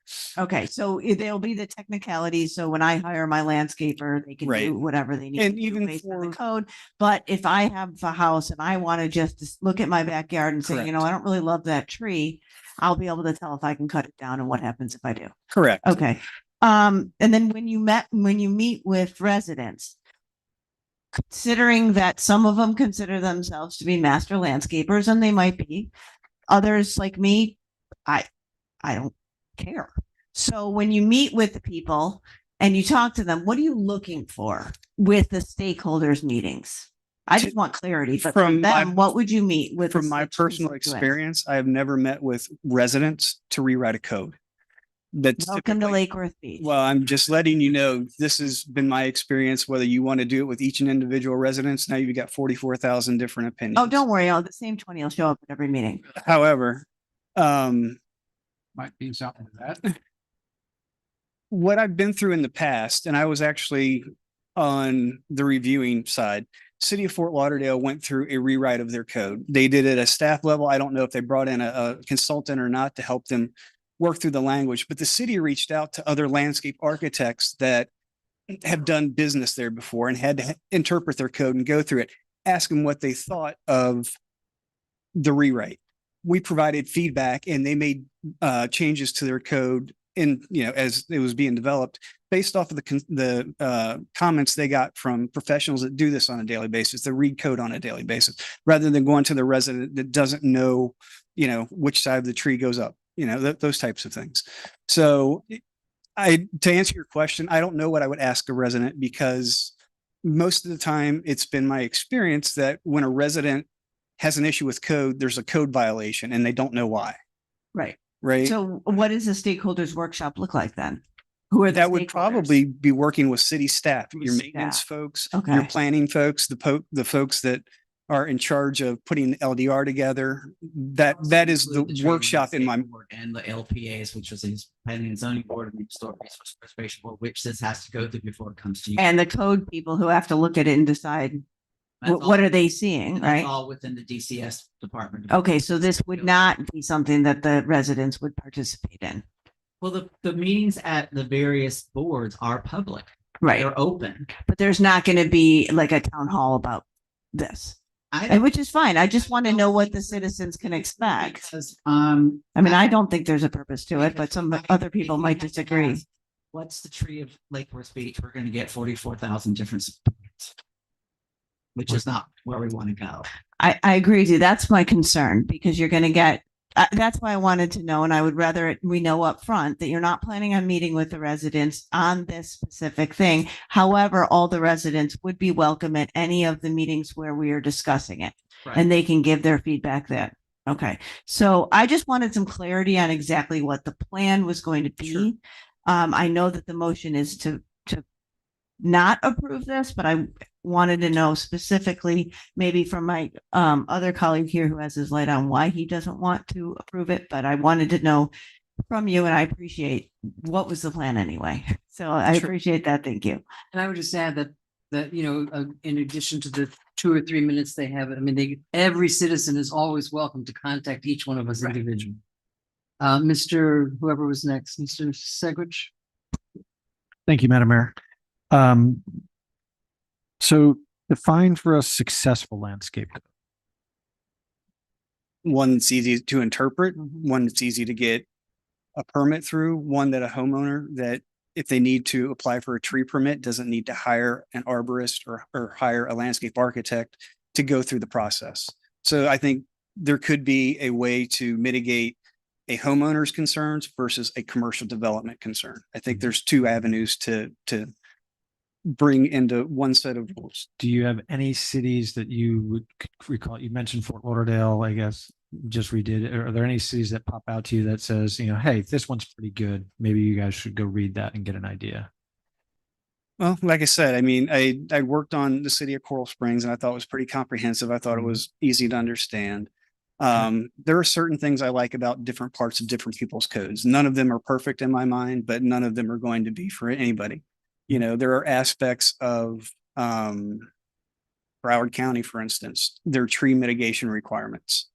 It's very easy to understand. You take a canopy, you measure the canopy, you replace the loss of the canopy, and you do that through a number of different categories of trees. A large tree, oak tree, that's worth 300 square feet. A palm tree is worth 50 square feet. So it's a simple calculation to figure out, I've taken away 3,000 square feet of canopy. What do I need to put that back? And here's the type of trees I can do to put those back. And there's a list that goes along with that. Okay. So, you know, to my colleagues, you know, it's not that I don't think this is absolutely necessary. I just think we're doing this in the wrong order. I think, you know, this is a little bit of fire, aim, ready. I think we need to hire our staff. We can't continue to hire consultants to do everything, and we can't always have the answer be, we don't have the staff to do this. I think from a commission, we need to set policy and direction before we ask staff or a consultant to work with our staff to make rules. Because what I fear happening is we go off and we do this, and then we get a bunch of rules back that essentially perfect the code, but fall short of our vision for what we want to do. And so, you know, an example with this particular code and feedback based on my constituents and business owners and stuff, you know, we have landscape code that tells people how they should mulch the tree in their backyard behind a fence that no one will ever see. I would wager about 80% of our homes, maybe even 90% of our homes fall out of compliance with our current landscape code. Our landscape code evolved over time, and it's not staff's fault. It evolved over time trying to constantly fix bad actors. And it just got more rules, more rules, more rules, more rules, more rules. I understand that. But without us setting the broad stroke policies. We got a great list from Mr. Waters, and I'm very thankful for that. And I think we need to take a look at that list, because I think there's sections in our landscape code that can be done away with or radically simplified. But without giving that direction, I'm not so sure we should be spending money on a consultant to go ahead and do that. So I think it's a little bit premature in terms of what we're doing. Secondly, if we're going to be spending money on a consultant to basically get us throughput, to get changes done to our ordinances, let's spend it on the list we already have. There are some things on the list of things that we have to do that I would consider more important than some of this. And I think some of the issues that are on that list of 24, we can take care of. I think there's probably 5 or 6 or 7 of them where if we give good direction, staff could fix it. And that might fix 60% of the gripes and that. And I understand, dealing with the native trees and the species and that, and we don't have an arborist. Good luck. We're not capable of doing that. We have an issue with hat racking and tree trimming and so on. And, that's an example, the process that went isn't how I would like this to go. What happened there is we brought it forward, or I brought it forward for consensus, specifically to reduce the fines, because our wording was ambiguous. It had 2 sets of penalties. One was a fine, one was a penalty based on DBH, diameter at breast height. Staff had been working on it prior to me raising it. And what came back was, well, we're going to make both based on DBH, so a double penalty.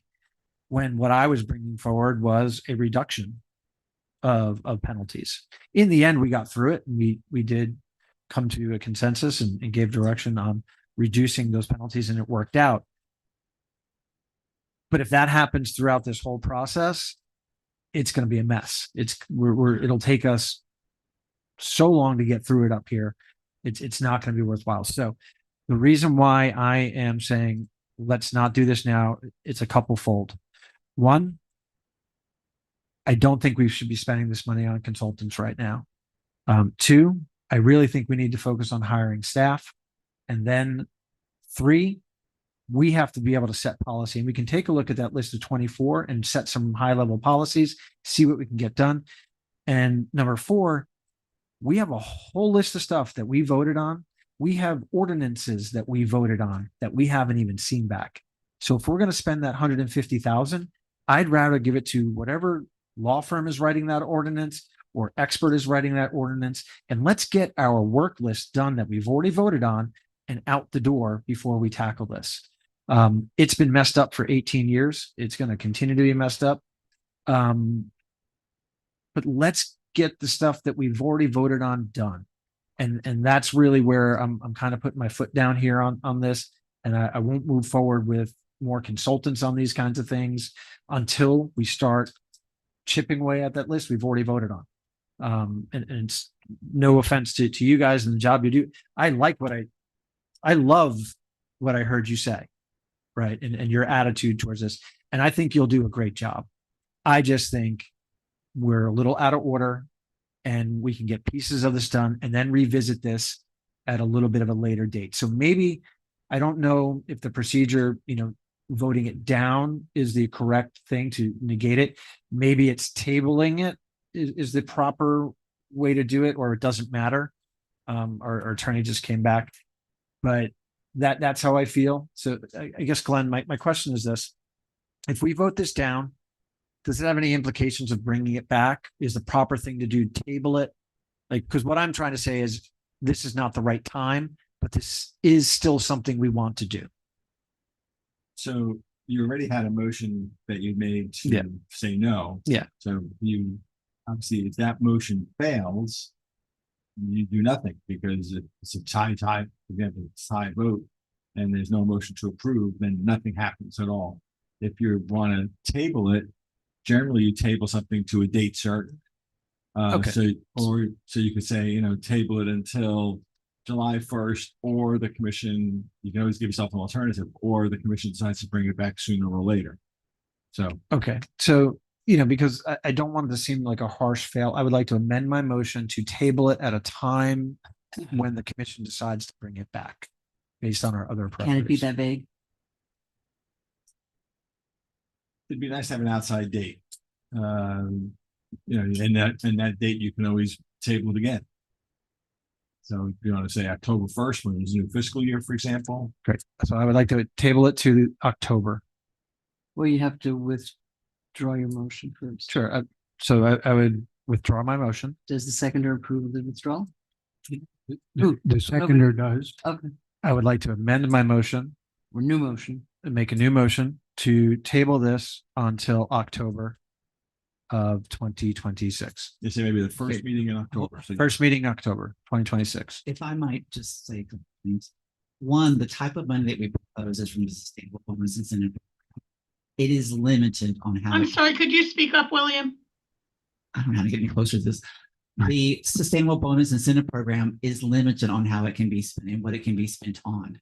Many of your priorities I've seen on the list cannot be covered by Sustainable Bonus Incentive money. They're going to be general fund money or enterprise money or some other kind of money. Second, our goal was to have this all finished by the end of the calendar year, which is only 3 months beyond October. If we postpone this to October, we will not have the improvements done until probably the second or third quarter of FY27. In the interim, my staff is flat-footed in code compliance. What are we doing? We're going to put every single landscape code case possibly in abeyance. We have spent since October of 24 trying to find a staff person to be our landscape planner. We extended an offer. She and her husband decided to move before she could come on staff. We actually got somebody on staff, and that person decided that our working environment was not up to her standard, so she left. And then we were negotiating with somebody else, and our benefits were not to the point that that person felt that person could come work for us. We have nobody who's applied for the job since that time who's remotely qualified for it. So we are beholden to staff that are at Chinmore already, who've been working with our code now for 16 months and have seen and experienced the problems that we have. And so they are in an amazingly opportunistic position to help us get out of this mess. And I understand that you have a variety of priorities, but some of those priorities are not in the DCS department world. They're in other departments.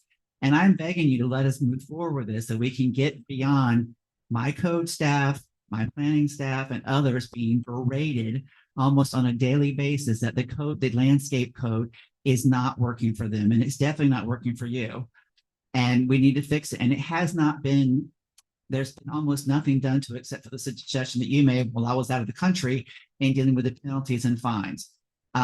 This is one area, and we have committed to bringing forward to you very soon an interim bridge for how to deal with artificial turf, because I think those regulations are almost done. We've been waiting for them forever. Elizabeth probably can give you an update soon on that, and we will do that as a bridge while this is all still happening. But we cannot have our staff keep being chewed up, and people complain about the hat racking and what is going to happen. Well, because they're all basically being held waiting for some direction. And the more hat racking that happens, the more hat racking that continues to happen because someone saw somebody else do it. And I really implore upon you that we do need regulations sooner rather than later, because we will be in limbo for another year. So how will it work getting our feedback up front?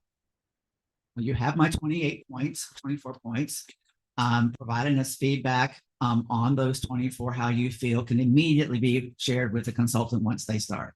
They've been given the 24 points, and I don't think it's all inclusive. There's one at the end, I think 25 or 24, that says there are other stuff that I may not have. I'm not a landscape expert. My landscape experience is historic British landscapes at the University of Bath. That applies to nothing in Florida. However, a lot of the trees that we grew on our farm, and the way we treated them and what was accepted is completely an anathema to how we do it with it here. And so we have people moving here with different understandings of how landscapes are treated from where they're coming from. As an example, my mother insisted on planting azaleas in my yard here in Florida on the south side of the house. By some miracle of God, they've lived, even through the drought. Everyone that sees them's like, that makes no sense. But we have a lot of people moving from the north who would like to bring their home type stuff here, and it may or may not work. The way they treat their trees is not necessarily how we would approach it. And so being able to have a guideline and more information on the website and rules that are easy to understand and get the word out there, hopefully we'd have a larger percentage of people complying with the code, and we'd have far less issues where the landscaping that is here will be considered non-conforming because it met a code that was 30 years ago. And then what do we do? Mr. Brown. My line. I know Mr. Brown. I was Mr. Brown. Did your light was on? I was calling staff. Yeah, if this isn't approved, I guess I would like to make sure that, kind of like what Director Waters just said, we need to know what is the plan for the meantime, because we can't have staff, and I keep hearing, well, we just need to hire staff, we need to hire staff. We also need to retain staff. So meetings like tonight's meeting, this is the stuff that doesn't help when we're trying to attract people to the city, trying to keep people in the city. It's very frustrating. And definitely on the staff's behalf, if we don't have an actual path forward on something like this, what happens in the meantime between now and October when these situations keep happening over and over and over again? So it would just be nice to at least throw out there, if this isn't something that's not going to go forward, we need to at least have that conversation that you have the director telling you we don't have the staff on site to address all of these things. So in a couple of months, if you guys come back, where are we on this list? I want to make sure we come back to this meeting. We told you we're not going to be able to get through this. Right. Thank you. So, okay, Mr. Savage, are you done? Well, no, I would like to address one of the comments. Saying that a meeting like tonight is driving staff away is a little bit insulting. We discussed a master plan that is over 200 pages, and I thought we had good discussion on it and came to a good decision. This is a sore subject for our residents, and I'm not going to say what was said about the arborist who left because of a hostile work environment in my one-on-one. I wouldn't blame her. So it's incumbent on a lot of things. It goes into retaining staff. When was the last time people had employee reviews? Okay. Never. Well, hold on. It's my time, Mayor. Okay. To say stuff like that is just wrong. Okay. It's a very complex problem. It is not just the commission and how we have discussions that causes staff to leave. And I don't think he said that. That's meetings like tonight is what causes staff to leave. I heard it. I'm getting tired of it. So back to the topic.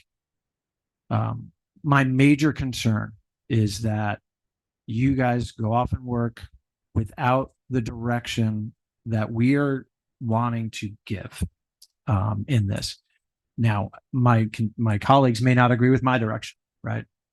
When we say a stakeholder meeting or something, maybe it's a workshop where we talk about the high level direction of this, but I would like to at least have a guarantee or clarity that we're going to do something like that prior to going through this, and I use as the example, I think our code and how it works with people's backyards is far overreaching.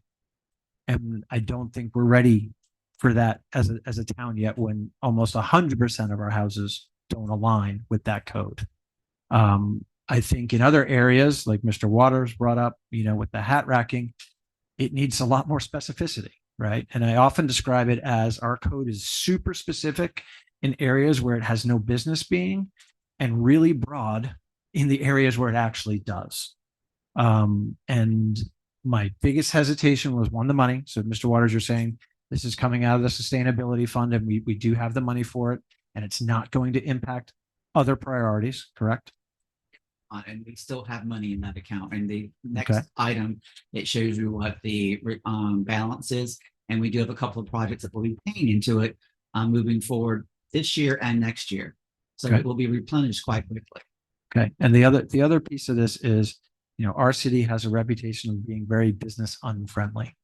And we've had businesses coming into our city, moving into existing buildings with existing landscape structure that has held up business licenses and so on over a small section of shrubbery in an industrial district.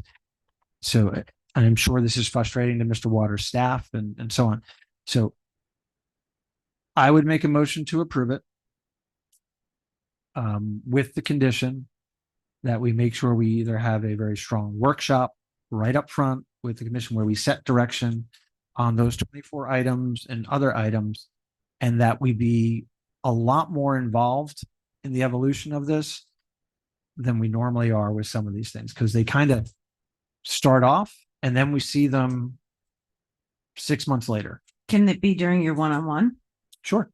I think that's the appropriate spot for it. I'm sorry, Madam Mayor. Sorry. Do we not have a motion to table on the table? No, I No, didn't he get to didn't- make it. I there was was no- interrupted. Yep. So, So I'm making a motion to approve with those stipulations. Could I comment Yes, some yes, before yes. you make your motion? well, let's have a second and then we'll go forward. I'll second that. Okay, Mr. McCoy? I very much agree with the vast majority of what Commissioner Segrich said, that I don't think it makes sense. And no surprise, but it's okay that we agree. We don't often. But I think the difficulty here is we're giving direction to a consultant to fix our code, make it better. But the code should be trying to achieve certain objectives. And somebody has to define what those objectives are. We want to have a more extensive tree canopy. We're at 40%. We want to be at 60%.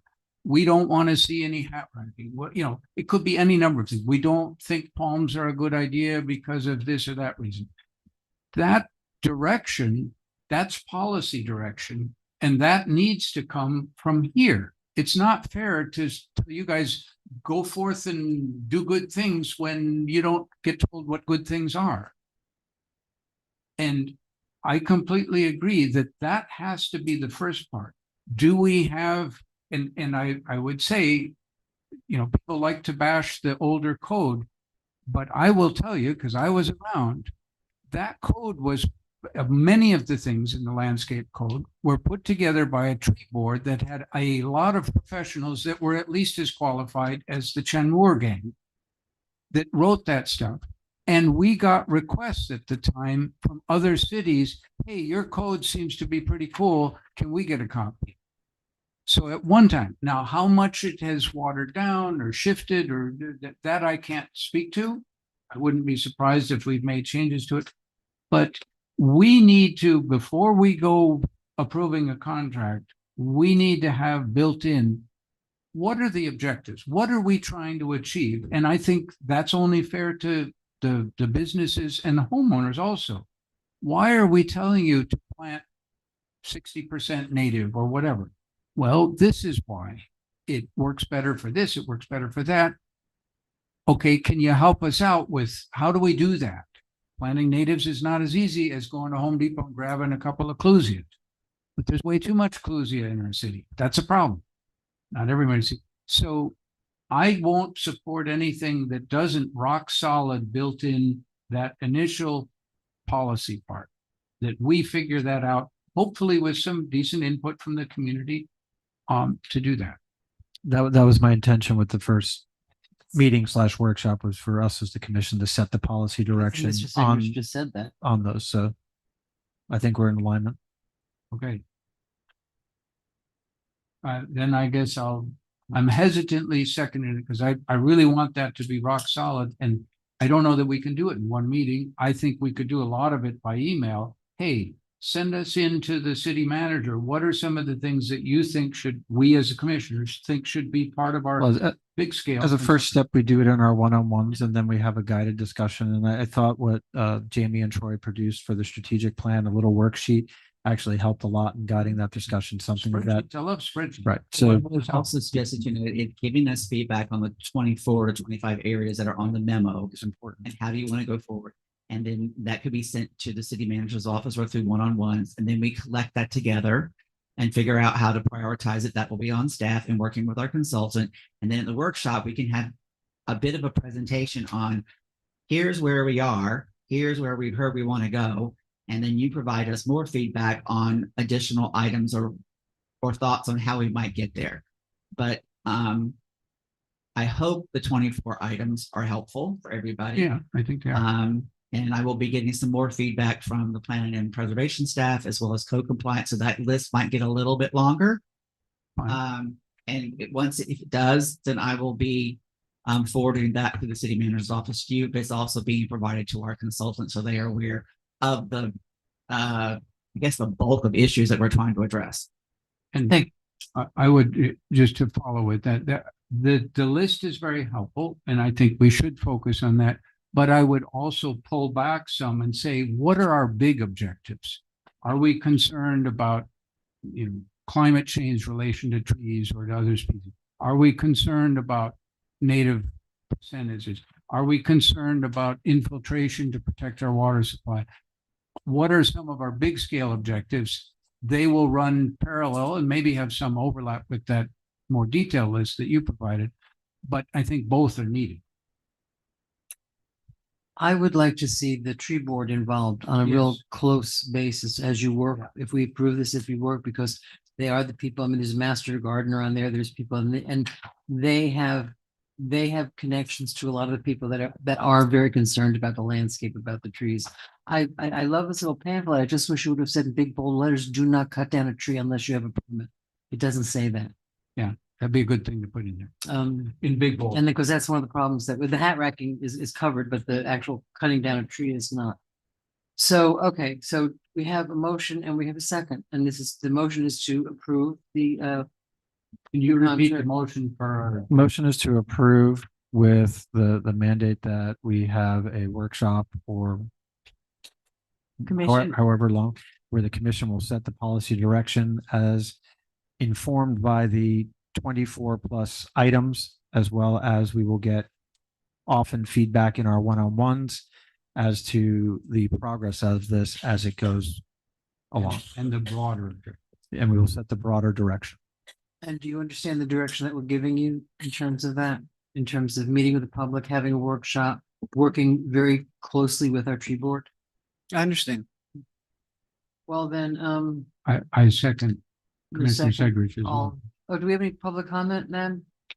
No, but I'm sorry, Commissioner May had already seconded the, Oh, I thought she had. I did. She did. apologies, I forgot. That's Oh. quite all right. Oh, you're very forgiving. All in favor? Aye. Aye. Thank you very much. Okay, so. Okay, it's motion to approve paying for it, which is the next item on our list.